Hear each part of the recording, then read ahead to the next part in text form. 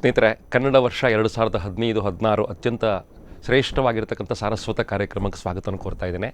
ಕನ್ನಡ ಸಾಹಿತ್ಯ ಪರಿಷತ್ತು ಶತಮಾನವನ್ನು ಕಾಣ್ತಾ ಇದೆ, ಶತಮಾನವನ್ನು ಪೂರ್ತಿ ಮಾಡ್ತಾ ಇದೆ.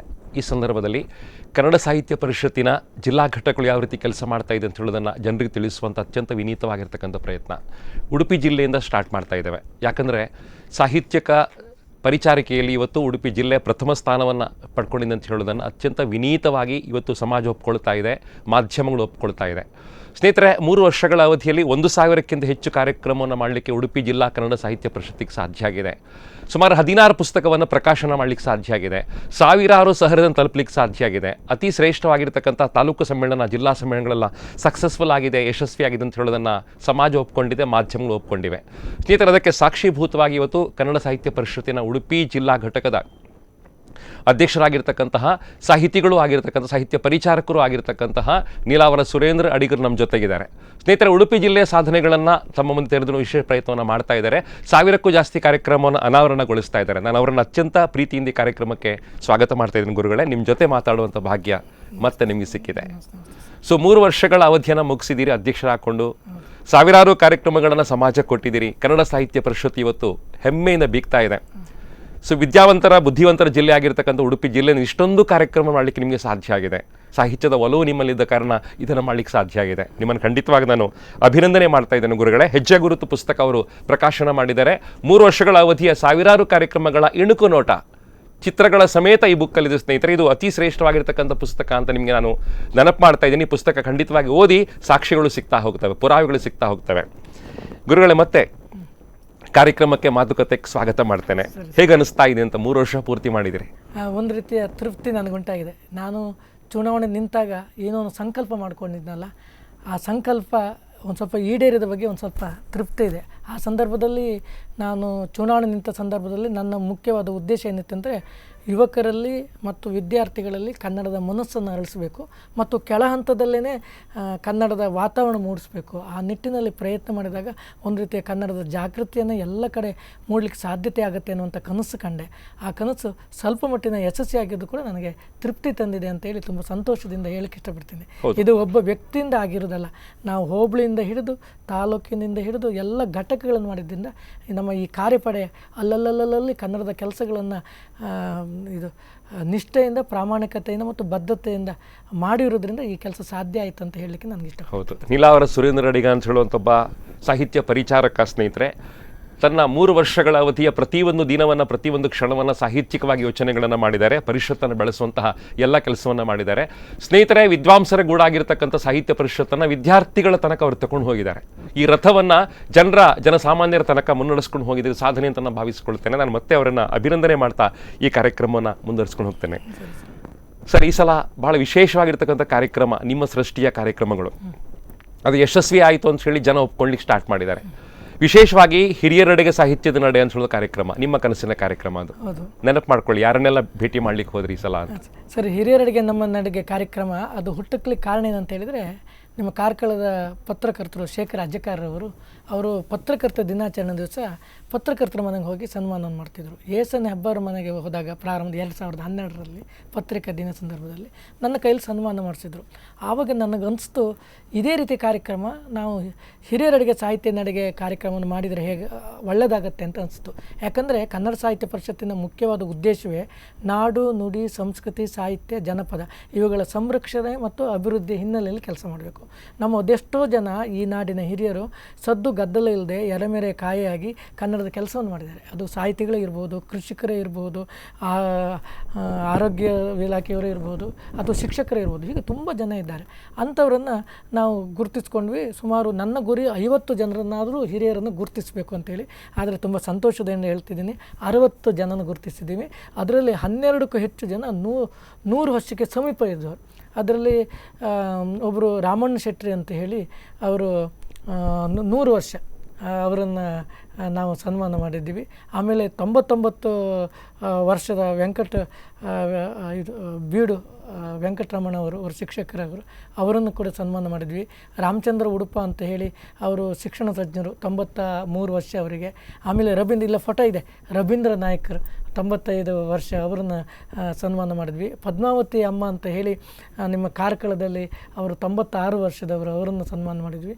ಹೀಗೆ 90 ವರ್ಷ ಆದವರು ಅವರ ಲವಲವಿಕೆ ನೋಡಿ ನನಗೆ ಎಷ್ಟು ಖುಷಿ ಆಗುತ್ತೆ ಅಂತ ಹೇಳಿದ್ರೆ, ಕೊಂಡಳ್ಳಿ ವೆಂಕಟೇಶ್ ಅವರು ಶೆಟ್ಟರನ್ನು ಸನ್ಮಾನ ಮಾಡಿದಾಗ ಅವರಿಗೆ 100 ವರ್ಷ. ಆ 100 ವರ್ಷದಲ್ಲೂ ಕೂಡ ಅವರು ನಮ್ಮನ್ನು ಬೀಳ್ಕೊಡೋಕ್ಕೆ ಗೇಟ್ ಅವರಿಗೆ ಬಂದುಬಿಟ್ಟು ಅವರು ಅಷ್ಟು ಖುಷಿಯಿಂದ ಬಿಟ್ಟರು. ಆ ಸಂತೋಷವನ್ನು ಎಷ್ಟು ಸಂತೋಷ ಅಂತ ಹೇಳಿದರೆ, ಅವಭ್ರತ ಅನ್ನುವರು ಅವರಿಗೆ ಕಣ್ಣೇ ಕಾಣಿಸೋದಿಲ್ಲ, ಕಣ್ಣು ಇಲ್ಲದವರು. ಅವ್ರಿಗೆ 85 ವರ್ಷ ಆಗಿತ್ತು. ಅವರಿಗೆ ಸನ್ಮಾನ ಮಾಡಿದಾಗ ಅವರು ಹೇಳಿದರು, ನನಗೆ ಕಣ್ಣು ಕಾಣಿಸ್ತಾ ಇಲ್ಲ, ನೀವು ಏನೇನು ಕೊಟ್ಟಿದ್ರು ನನಗೆ ಗೊತ್ತಿಲ್ಲ, ಆದರೆ ನಾನೊಂದಷ್ಟು ಪ್ರೀತಿಯಿಂದ ಏನೋ ಕೆಲಸ ಮಾಡಿದಂತೇಳಿ ನನ್ನ ಗೌರವಿಸ್ತಾ ಇದ್ದೀರಿ. ನಿಮಗೂ ಕೂಡ ಈ ರೀತಿಯ ಕನ್ನಡ ಕೆಲಸ ಮಾಡಲಿಕ್ಕೆ ಸಹಸ್ರಚಂದ್ರ ವರ್ಷದವರೆಗೂ ಕೂಡ ಆ ಕೆಲಸ ಮಾಡುವಂಥ ಯೋಗ ಬರಲಿ ಅಂಥೇಳಿ ಅವರು ಹಾಕಿದ ಆಶೀರ್ವಾದ ಇದೆಯಲ್ಲ, ಅದೆಲ್ಲ ನನಗೆ ಕಣ್ಣು ತುಂಬಿ ಬಂತು. ಗುರುಗಳೇ, ನೀವು ಹೇಳಿದ ಹಾಗೆ ಹಿರಿಯರಡಿಗೆ ನಮ್ಮ ನಡಿಗೆ ಕಾರ್ಯಕ್ರಮ ಇದೆಯಲ್ಲ, ಅದು ತುಂಬ ಒಳ್ಳೆಯ ಕಾರ್ಯಕ್ರಮ ಅಂತ ನಾನು ಭಾವಿಸ್ಕೊಂಡಿದ್ದೀನಿ. ಮತ್ತು ಅವರ ಮನೆಗೆ ಹೋದಾಗ ಅವರ ಸಂದರ್ಶನಗಳನ್ನೆಲ್ಲ ಮಾಡಿದ್ದೀವಿ. ಈಗ ಇನ್ನೊಂದು 2 ತಿಂಗಳೊಳಗೆ ಆ 60 ಜನರ ಹಿರಿಯರ ಪರಿಚಯ ಇರುವಂಥ ಒಂದು ಪುಸ್ತಕ ಕೂಡ ಪ್ರಕಟ ಮಾಡಬೇಕಂತ ಉದ್ದೇಶ ಇದೆ. ಪ್ರಕಟ ಮಾಡಿ ಅದನ್ನು ನಮ್ಮ ವಿದ್ಯಾರ್ಥಿಗಳಿಗೆ ಉಚಿತವಾಗಿ ಕೊಟ್ಟು ಅವರ ಹಿರಿಯರ ಸಾಧನೆಗಳ ಬಗ್ಗೆ ಮತ್ತು ಆದರ್ಶಗಳ ಬಗ್ಗೆ ಅವರು ತಿಳ್ಕೊಳ್ಬೇಕು ಮತ್ತು ಅವರು ಒಳ್ಳೆಯ ಅಂಶಗಳನ್ನು ಅವ್ರ ಜೀವನದಲ್ಲಿ ಅಳವಡಿಸ್ಕೊಳ್ಬೇಕು ಅನ್ನೋ ಪ್ರಯತ್ನವನ್ನು ಕೂಡ ನಾವು ಮಾಡ್ತಾ ಇದ್ದೀವಿ ಸರ್. ಹೌದು, ಸಾಹಿತ್ಯದ ಕಟ್ಟುಪಾಡುಗಳ ಮಧ್ಯೆ ಉಸಿರಾಡ್ತಾ ಇರತಕ್ಕಂಥ ಸರಸ್ವತಿಯನ್ನು ವಿದ್ಯಾರ್ಥಿಗಳು ತನ್ನ ಕರ್ಕೊಂಡು ಹೋಗಿದ್ದೀರಿ. ಹೇಗಿತ್ತು ವಿದ್ಯಾರ್ಥಿಗಳ ಸ್ಪಂದನೆ? ಈ ಸಲ ಏನೆಲ್ಲ ಕಾರ್ಯಕ್ರಮ ನಿಮಗೆ ವಿದ್ಯಾರ್ಥಿಗಳಿಗೆ ಮಾಡಲಿಕ್ಕೆ ಸಾಧ್ಯ ಆಯಿತು? ವಿದ್ಯಾರ್ಥಿಗಳಿಗೆ ತುಂಬ ಕಾರ್ಯಕ್ರಮಗಳು ಮಾಡಿದ್ವಿ. ಅದರಲ್ಲಿ ಮುಖ್ಯವಾಗಿ ನಾವು ಸಮ್ಮೇಳನಗಳನ್ನು, ಈಗ ತಾಲೂಕು ಸಮ್ಮೇಳನಗಳನ್ನು ಮಾಡಿದ್ದೀವಿ. 3 ಜಿಲ್ಲಾ ಸಾಹಿತ್ಯ ಸಮ್ಮೇಳನ ಕೂಡ ಮಕ್ಕಳದ್ದು ಮಾಡಿದ್ದೀವಿ. ಮತ್ತು ವಿದ್ಯಾರ್ಥಿಗಳಿಗೆ ಪ್ರತಿ ವರ್ಷ ನಾವೊಂದು ನಿಜವಾಗಿ ಬರೆಯುತ್ತಿರುವಂತಹ ಆಸಕ್ತಿ ಇರುವಂತಹ ಯುವಕರನ್ನು, ವಿದ್ಯಾರ್ಥಿಗಳನ್ನು ಗುರುತಿಸಿಕೊಂಡು ಕಮ್ಮಟಗಳನ್ನು ಮಾಡಿದ್ದೀವಿ. ಒಂದು ಕಮ್ಮಟಕ್ಕೆ ನೀವು ತುಂಬ ಸುಂದರವಾದಂಥ ಅವರಿಗೆ ತರಬೇತಿಯನ್ನು ಕೂಡ ಕೊಟ್ಟದ್ದು ಕೂಡ ನಾನು ಈ ಸಲ ನೆನಪಿಸ್ಕೊಳ್ತೇನೆ. ಕಾವ್ಯ ಕಮ್ಮಟ ಮಾಡಿದ್ದೀವಿ, ಕಥಾ ಕಮ್ಮಟ ಮಾಡಿದ್ದೀವಿ. ಆಮೇಲೆ ವಿಮರ್ಶೆ, ಹೇಗೆ ವಿಮರ್ಶೆ ಮಾಡಬೇಕು, ಓದಿದ ನಂತರ ಏನು, ಏಕೆ, ಹೇಗೆ, ಹಾಗಾಗದಿದ್ದರೆ ಎನ್ನುವವರೆಗೆ ಪ್ರಶ್ನೆಗಳನ್ನು ಹಾಕಿ ತಾರ್ಕಿಕವಾಗಿ ಯೋಚಿಸುವುದು ಹೇಗೆ, ನಿರ್ಣಯಿಸುವುದು ಹೇಗೆ ಅನ್ನೋದ್ರ ಬಗ್ಗೆ ಕೂಡ ಅವರಿಗೆ ತರಬೇತಿಯನ್ನು ಕೊಟ್ಟಿದ್ದೇವೆ. ಈ ರೀತಿಯೆಲ್ಲ ಮಾಡಿದಾಗ ನನಗನ್ಸಿದ್ದು, ನಮ್ಮ ಉಡುಪಿ ಜಿಲ್ಲೆಯಲ್ಲಿ ಸಾಕಷ್ಟು ಜನ ಮಕ್ಕಳು ಬರಿತಾ ಇದ್ದಾರೆ. ಅವರಿಗೆ ಸರಿಯಾದ ಪ್ರೋತ್ಸಾಹ ಕೊಟ್ಟರೆ ಒಂದು ಮುಂದಿನ ದಿನಗಳಲ್ಲಿ ಅವರು ಕೂಡ ನಮ್ಮ ಈ ನಾಡಿಗೆ, ಈ ಜಿಲ್ಲೆಗೆ ಒಳ್ಳೆಯ ಹೆಸರನ್ನು ತರ್ತಾರೆ ಅನ್ನೋದು ಕೂಡ ಶತಸಿದ್ಧ. ಅದರಲ್ಲಿ ಸುಮಾರು ನನಗೆ ಲೆಕ್ಕಕ್ಕೆ ಸಿಕ್ಕಿದ ಪ್ರಕಾರ 2,000ಕ್ಕೂ ಹೆಚ್ಚು ಮಕ್ಕಳು ಬರೀತಾರೆ. ಅದರಲ್ಲಿ ನಿಜವಾಗಿ ಪುಸ್ತಕ ಪ್ರಕಟ ಮಾಡಿದ್ದು ನನಗೆ ಗಮನಕ್ಕೆ ಬಂದಿದ್ದು 32 ಜನ ಮಕ್ಕಳು ಪುಸ್ತಕ ಬರೆದಿದ್ದಾರೆ. ಆಮೇಲೆ ಅದರಲ್ಲಿ ಒಂದು ಮಗುವಿನ ಪುಸ್ತಕಕ್ಕೆ ಸೂರತ ಅಡಿಗ ಅವರ ಪಾತಾಳದ ಶ್ರೀಗಣೇಶ ಪುಸ್ತಕಕ್ಕೆ ಅತ್ಯುತ್ತಮ ಮಕ್ಕಳ ಪುಸ್ತಕ ಅಂತ ಹೇಳಿ GP ರಾಜರತ್ನಂ ದತ್ತಿ ಪ್ರಶಸ್ತಿ ಕೂಡ ಬಂತು.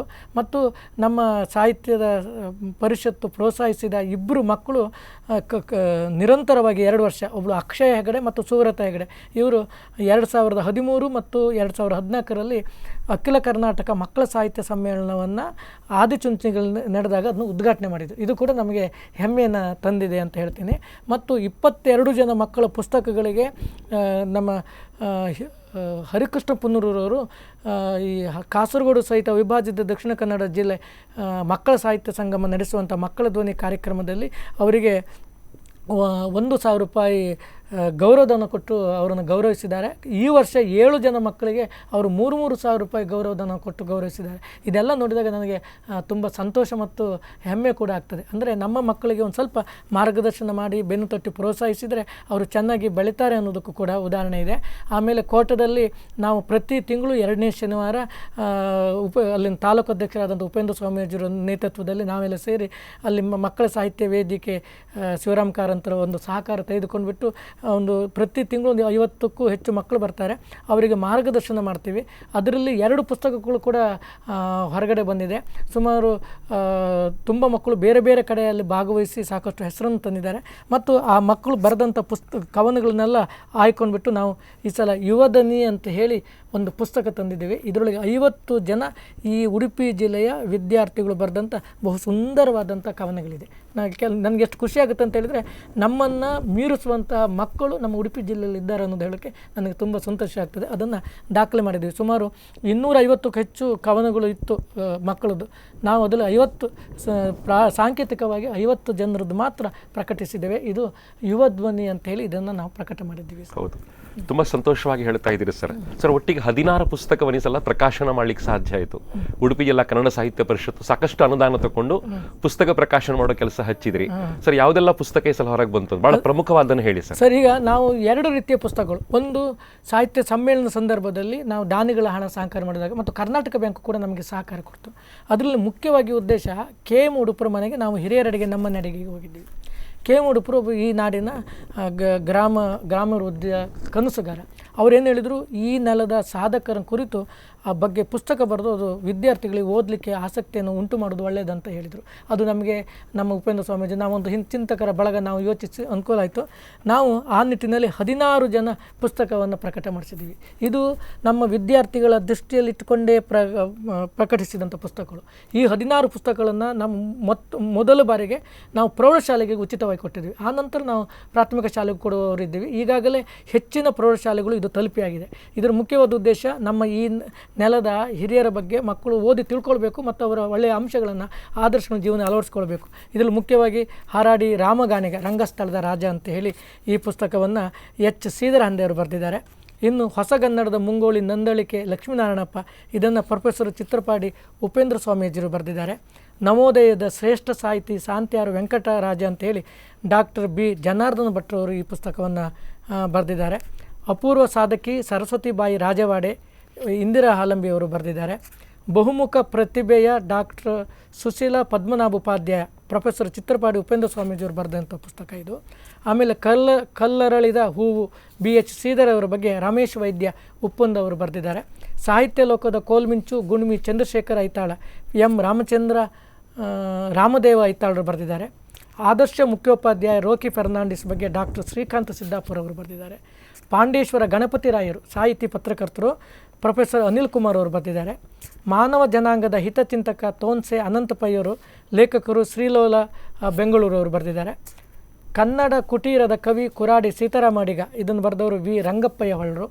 ಆಮೇಲೆ ಸರ್ವೋದಯದ ನೇತಾರ RK ಸಂಜೀವರವರ ಬಗ್ಗೆ ರಮೇಶ್ ವೈದ್ಯ ಉಪ್ಪುಂದ ಇವರು ಬರೆದಿದ್ದಾರೆ. ಅದೇ ರೀತಿ ಸೀತಾನದಿ ಗಣಪಯ್ಯ ಶೆಟ್ಟಿ ಯಕ್ಷ ಸಾಹಿತಿ, ಆನಂದ PV ಸಾಲಿಗ್ರಾಮ ಇವರು ಬರೆದಿದ್ದಾರೆ. ಅದೇ ರೀತಿ ಕನ್ನಡವನ್ನುಳಿದು ಅನ್ಯ ಜೀವನವಿಲ್ಲದ ಬೆನ್ಗಲ್ ರಾಮರಾವ್ ಬಗ್ಗೆ ಸೂರಾಲ್ ನಾರಾಯಣ ಮಡಿಯವರು ಬರೆದಿದ್ದಾರೆ. ಹರಿಕೀರ್ತನ ಹರಿಕಾರ ಮಲ್ಪೆ ರಾಮದಾಸ ಸಾಮಗ ಪಾರಂಪಳ್ಳಿ ನರಸಿಂಹ ಐತಾಳರು ಈ ಪುಸ್ತಕ ಬರೆದಿದ್ದಾರೆ. ಪಾಂಡೇಶ್ವರ ಕಾಳಿಂಗರಾವ್ ಗಾನಕೋಗಿಲೆ, ಇದು ಪ್ರೊಫೆಸರ್ ಉಪೇಂದ್ರ ಸ್ವಾಮೀಜಿ. ಈ 16 ಪುಸ್ತಕಗಳು ನಮ್ಮ ಕೀರ್ತಿಶೇಷರಾದ ಈ ನಾಡಿನ ಹೆಸರನ್ನು ಮತ್ತು ಈ ಕನ್ನಡದ ಪ್ರತಿಭೆಗಳು ಇವರು ಇಡೀ ವಿಶ್ವದಾದ್ಯಂತ ಹೆಸರುಗಳಿಸಿದಂಥವರು. ಅದಕ್ಕೂ ಇವರ ಬಗ್ಗೆ ನಾವು ಈಗ ನಮ್ಮದು 50 ಜನರನ್ನು ಮಾಡಬೇಕಂತ ಮಾಡಿದ್ವಿ. ನಮಗೆ ಸಾಧ್ಯ ಆಗಿರಲಿಲ್ಲ. ಈಗ ಒಂದು 16 ಪುಸ್ತಕ ಆಗಿದೆ. ಇದನ್ನು ಉಚಿತವಾಗಿ ಪ್ರೌಢಶಾಲೆಗಳಿಗೆ ನಾವು ಈಗಾಗಲೇ ನೀಡಿದ್ದೇವೆ. ಇದರ ಮುಖ್ಯ ಉದ್ದೇಶ ಈ ಪುಸ್ತಕವನ್ನು ಓದಿದ ನಂತರ ಇದರ ಬಗ್ಗೆ ರಸಪ್ರಶ್ನೆಗಳನ್ನು, ಪ್ರಬಂಧ ಸ್ಪರ್ಧೆಯನ್ನು, ಭಾಷಣ ಸ್ಪರ್ಧೆಯನ್ನು ಮಾಡಿ ಅದರಲ್ಲಿ ಬಹುಮುಖ ಪ್ರತಿಭೆಯನ್ನು ತೋರಿಸಿದಂಥ ವಿದ್ಯಾರ್ಥಿಗಳನ್ನು ಗುರುತಿಸಿ ಅವರಿಗೆ ಬಹುಮಾನ ಕೊಡುವಂಥ ಯೋಚನೆಗಳನ್ನು ಮುಂದಿನ ದಿನಗಳಲ್ಲಿ ಮಾಡಬೇಕು ಅಂತಿದ್ದೀವಿ ಸರ್. ಹೌದು, ಸಾಕಷ್ಟು ಈ ವರ್ಷ ಸಮ್ಮೇಳನಗಳು ಹೊಸದಾಗಿ ಬಂತು. ಶತಮಾನೋತ್ಸವದ ವರ್ಷದಲ್ಲಿ ಎಲ್ಲ ಸಮ್ಮೇಳನಗಳು ಕೂಡ ಸಾಹಿತ್ಯದ ಪರಿಚಾರಿಕೆ ಮಾಡೋ ಕೆಲಸವನ್ನ ಮಾಡ್ತು. ಸಾಹಿತ್ಯದ ಹಬ್ಬ ಅದು ನಿಜವಾಗಿ. ಸರಿ, ಎಲ್ಲೆಲ್ಲ ಸಮ್ಮೇಳನ ಆಯಿತು ಅಂತ ಹೇಳಿ ಸರ್, ಮೊದಲು ಸಮ್ಮೇಳನ ನಾವು ಮಾಡಿರೋದು ನಮ್ಮ ಅವಧಿನಲ್ಲಿ ಸಾಹಿತ್ಯ ಜಿಲ್ಲಾ ಸಮ್ಮೇಳನ ನಾವು ಹೆಬ್ರಿನಲ್ಲಿ ಮಾಡಿದ್ವಿ. ಆವಾಗ ಹೆಬ್ರಿನಲ್ಲಿ ಮಾಡಿದಾಗ ನಮ್ಮ ಇವರು ಅಂಬಾತನೆ ಮುದ್ರಾಡಿಯವರನ್ನ ಅಲ್ಲಿ ಅಧ್ಯಕ್ಷರು ಮಾಡಿದ್ದೀವಿ. ಆವಾಗ ಪುಂಡಲಿಕ ಹಾಲಂಬಿಯವರೇ ಆ ಸಮ್ಮೇಳನ ಉದ್ಘಾಟನೆ ಮಾಡಿದರು. ಆ ಸಂದರ್ಭದಲ್ಲಿ ನಾನು ನೆನೆಸ್ಕೊಳ್ಬೇಕಾಗಿದೆ, ನಾವು ಏನೇನು ಕೆಲಸ ಮಾಡಿದ್ರು ಅದನ್ನು ಯೋಚಿಸಿಕೊಂಡು ಮತ್ತು ಎಲ್ಲರಿಗೂ ಮಾರ್ಗದರ್ಶನ ಮಾಡಬೇಕು ಅಂತೇಳಿ ನಮ್ಮ ತಂಡದ ಕನಸು. ಇದು ನನ್ನ ಒಬ್ಬ ಅಭಿಪ್ರಾಯ ಅಲ್ಲ. ನಾವು ಪುಸ್ತಕ ತೊಲಭಾರ ಮಾಡಿದ್ದೀವಿ. ಪುಸ್ತಕ ತೊಲಭಾರ ಮಾಡಿ ಆ ಪುಸ್ತಕವನ್ನು ಅವರಿಗೆ ನಾವು ಗೌರವಿಸ್ತೀವಿ. ಸರಸ್ವತಿ ಬೇರೆ ಅಲ್ಲ, ನಮ್ಮ ಸಾಹಿತಿಗಳು ಬೇರೆ ಅಲ್ಲ ಎನ್ನುವಂಥ ಕನಸು. ಅದನ್ನು ಕೂಡ ನಾವು ಉಡುಪಿನಲ್ಲಿ ಕೂಡ ಮುಂದುವರಿಸಿದ್ದೀವಿ. ಉಡುಪಿನಲ್ಲಿ ನಮ್ಮ ಹಿರಿಯ ಸಾಹಿತಿ ಪ್ರೊಫೆಸರ್ ರಾಮದಾಸ್ ಅವರನ್ನು ಅಧ್ಯಕ್ಷರು ಮಾಡಿದ್ದೀವಿ. ಇಲ್ಲಿ ಪೂರ್ಣ ಪ್ರಜ್ಞೆಯಲ್ಲಿ ಸಮ್ಮೇಳನ ಆಯಿತು. ಆ ಸಮ್ಮೇಳನದಲ್ಲೂ ಕೂಡ ಅವರಿಗೆ ನಾವು ಪುಸ್ತಕ ತಲಭಾರ ಮಾಡಿದ್ದೀವಿ. ಆಮೇಲೆ ಅದು 8, 9ನೇ ಸಮ್ಮೇಳನ, 10ನೇ ಸಮ್ಮೇಳನವನ್ನು ನಾವು ಸಾಲಿಗ್ರಾಮದಲ್ಲಿ ಮಾಡಿದ್ವಿ.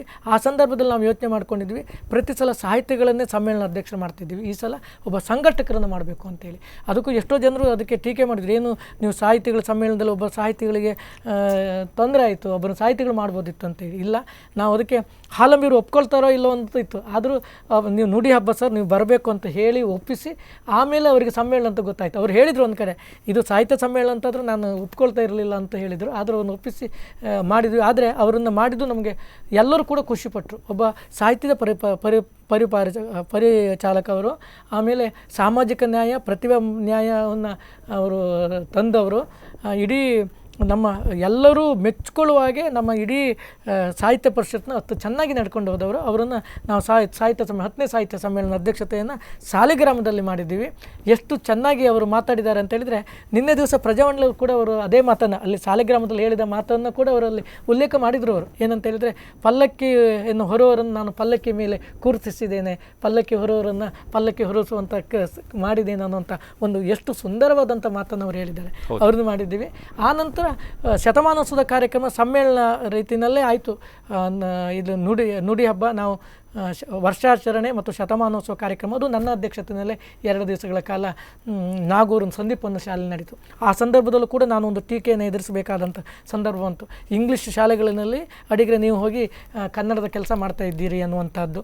ಯಾಕೆಂತ ಹೇಳಿದರೆ, ಈಗ ಕನ್ನಡ ಶಾಲೆಗಳು ಮುಚ್ಚುತ್ತಿರೋ ಸಂದರ್ಭದಲ್ಲಿ ಇದು ಎಷ್ಟು ಮಟ್ಟಿಗೆ ಸರಿ ಅನ್ನುವಂಥ ಪ್ರಶ್ನೆ ಹಾಕಿದರು. ಆದಾಗ ನಾನು ಅವರಿಗೆ ಹೇಳಿದೆ, ಅಲ್ಲಿ ಕನ್ನಡದಲ್ಲಿ 125ಕ್ಕೆ 125 ತೆಗೆದುಕೊಂಡಂತಹ 5 ಜನ ವಿದ್ಯಾರ್ಥಿಗಳಿದ್ದರು. ಅಷ್ಟು ಮಾತ್ರ ಅಲ್ಲ, ಅದರ ಫಲಶ್ರುತಿ ಏನಾಯ್ತು ಅಂತೇಳಿದರೆ, ಅಲ್ಲಿನ ಇವರು ಅವರ ಪುಸ್ತಕವನ್ನು RK ಸಂಜೀವರಾವ್ ಅಂತ ಹೇಳಿ ಅವರು ನಮ್ಮ ಹಿರಿಯರು, ಅವರ ಮಗನೇ ಆ ಶಾಲೆ ನಡೆಸ್ತಾ ಇದ್ದರು, ಕನ್ನಡದ ಅಭಿಮಾನಿ. ಅವರು ಆ ಕಾರ್ಯಕ್ರಮ ನೋಡಿ ಎಷ್ಟು ಸಂತೋಷಪಟ್ಟರು ಅಂತೇಳಿದರೆ, ನಾನು ಈ ಭಾಗದಲ್ಲಿರೋ ಒಂದು ಕನ್ನಡ ಶಾಲೆಯನ್ನು ದತ್ತು ತೆಗೆದುಕೊಳ್ತೀನಿ ಅಂತ ಹೇಳಿದರು. ಇದು ಒಂದು ಫಲಶ್ರುತಿ ಅಂತೇಳಿ ನಾನಂತೂ ಭಾವಿಸ್ಕೊಂಡಿದ್ದೆ. ಒಟ್ಟಿನಲ್ಲಿ ಎಲ್ಲಿ ಸಾಕಷ್ಟು ಫಲಶ್ರುತಿಗಳನ್ನು ಈ ವರ್ಷ ಕನ್ನಡ ಸಾಹಿತ್ಯ ಪರಿಷತ್ತಿನ ಉಡುಪಿ ಜಿಲ್ಲಾ ಘಟಕ ಮಾಡಲಿಕ್ಕೆ ಸಾಧ್ಯ ಆಯಿತು. ದಾಖಲಾದ ಸಾಧನೆಗಳು ಎಲ್ಲವೂ ಕೂಡ ಶ್ರೇಷ್ಠವಾಗಿರ್ತಕ್ಕಂತಹ ಹೆಜ್ಜೆ ಗುರುತುಗಳು, ಅದನ್ನು ಪಡಿಮೂಡಿಸಿರ್ತಕ್ಕಂಥ ಒಂದು ಅತಿ ಅದ್ಭುತವಾಗಿರ್ತಕ್ಕಂಥ ಹೊತ್ತಿಗೆ.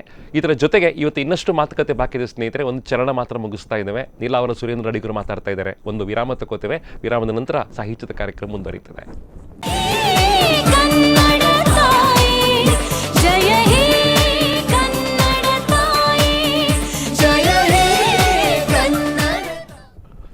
ಸ್ನೇಹಿತರೆ, ಜಯ ಹೇ ಕನ್ನಡ ತಾಯಿ ಅಂತ ಹೇಳುವಂಥ ಕ್ಯಾನ್ವಾಸ್ನ ಅಡಿಯಲ್ಲಿ ಬಹಳ ವಿಶೇಷವಾಗಿರ್ತಕ್ಕಂಥ ಕನ್ನಡ ವರ್ಷ 2015-16 ಕರ್ನಾಟಕ ಸರ್ಕಾರ ಯಾವಾಗ ಘೋಷಣೆ ಮಾಡ್ತು, ಆ ದಿನಕ್ಕೆ ಸ್ಪಂದನ ವಾಹಿನಿ ಜಾಗೃತವಾಯಿತು. ಕನ್ನಡದ ಕಾರ್ಯಕ್ರಮಗಳನ್ನು ನಿರಂತರವಾಗಿ ಮಾಡಲಿಕ್ಕೆ ಸ್ಟಾರ್ಟ್ ಮಾಡ್ತು. ನನಗೆ ತುಂಬ ಹೆಮ್ಮೆ ಇದೆ ಸ್ನೇಹಿತರೆ. 3 ತಿಂಗಳ ಅವಧಿಯಲ್ಲಿ ಸುಮಾರು 15-16 ಕಾರ್ಯಕ್ರಮಗಳನ್ನು ಸ್ಪಂದನ ವಾಹಿನಿ ಕೇವಲ ಕನ್ನಡಕ್ಕೋಸ್ಕರ ಮಾಡಿದೆ ಅಂತ ಹೇಳೋದು ಮತ್ತೆ ಬಹಳ ಹೆಮ್ಮೆಯಿಂದ ಹೇಳ್ಕೊಳ್ತೀವಿ. ಇವತ್ತು ಮತ್ತೆ ಕನ್ನಡದ ಕಾರ್ಯಕ್ರಮ ಮುಂದುವರಿತಾ ಇದೆ, ಸಾಹಿತ್ಯದ ಕಾರ್ಯಕ್ರಮ ಮುಂದುವರಿತಾ ಇದೆ. ನೀಲಾವರ ಸುರೇಂದ್ರ ಅಡಿಗರು ಸ್ನೇಹಿತರೆ ಉಡುಪಿ ಜಿಲ್ಲಾ ಕನ್ನಡ ಸಾಹಿತ್ಯ ಅಧ್ಯಕ್ಷರಾಗಿದ್ದುಕೊಂಡು 3 ವರ್ಷಗಳ ಅವಧಿಯನ್ನು ಪೂರ್ತಿ ಮಾಡ್ತಾ ಇದ್ದಾರೆ. ಸಾರ್ಥಕತೆ ಭಾವನೆ ಇದೆ, ಆನಂದ ಭಾಷ್ಪ ಇದೆ ಅವರ ಹತ್ರ. ಯಾಕಂದರೆ 1000ಕ್ಕಿಂತ ಜಾಸ್ತಿ ಕಾರ್ಯಕ್ರಮ ಸಮಾಜಮುಖಿಯಾಗಿ ಮಾಡಲಿಕ್ಕೆ ಅವರಿಗೆ ಸಾಧ್ಯ ಆಗಿದೆ. ಸುಮಾರು 16 ಮಕ್ಕಳ ಪುಸ್ತಕವನ್ನು ಅವರಿಗೆ ಪ್ರಕಾಶನ ಮಾಡಲಿಕ್ಕೆ ಸಾಧ್ಯ ಆಗಿದೆ. ಸೊ ಇಡೀ ವರ್ಷ ಆಗಿರತಕ್ಕಂತಹ ಎಲ್ಲವನ್ನು ಅವರಿಗೆ ಸಂಗ್ರಹ ಮಾಡಲಿಕ್ಕೆ ಸಾಧ್ಯ ಆಗಿದೆ, ದಾಖಲಾತಿ ಮಾಡಲಿಕ್ಕೆ ಸಾಧ್ಯ ಆಗಿದೆ. ಆದ್ದರಿಂದ ಸಾರ್ಥಕದ ಭಾವನೆ ಬರುವಂಥದ್ದು. ಕನ್ನಡ ಭವನಕ್ಕೊಂದು ಬೀಜಾಂಕುರ ಕೂಡ ಆಗ್ತಾ ಇದೆ. ಇದೆಲ್ಲ ಕೂಡ ಅವರ ಕನಸಿನ ಯೋಜನೆಗಳು. ಅವರ ತಂಡ ಅತಿ ಸಕ್ಷಮ ಕೆಲಸ ಮಾಡತಕ್ಕಂಥದ್ದು. ನಾನು ಮತ್ತೆ ಅವರನ್ನೇ ಕಾರ್ಯಕ್ರಮಕ್ಕೆ ಸ್ವಾಗತ ಮಾಡ್ತೇನೆ. ಅವ್ರ ಜೊತೆ ನನಗೆ ಇನ್ನೂ ಮಾತನ್ನು ಮುಂದುವರಿಸಬೇಕು ಅಂತ ಆಸೆ ಇದೆ. ಸರ್, ಗುರುಗಳೇ ಮತ್ತೆ ಕಾರ್ಯಕ್ರಮಕ್ಕೆ ಸ್ವಾಗತ ಮಾಡ್ತೇನೆ. ಜಿಲ್ಲಾ ಸಮ್ಮೇಳನ ಬಹಳ ಚೆನ್ನಾಗಿ ಮಾಡಿಕೊಟ್ರಿ, ಸಾರ್ಥಕವಾದ ಕನ್ನಡದ ಹಬ್ಬಗಳಾಯಿತು. ತಾಲೂಕು ಮಟ್ಟ ಸಮ್ಮೇಳನಗಳು ಹೇಗಿತ್ತು ಅಂತ ಹೇಳಿ?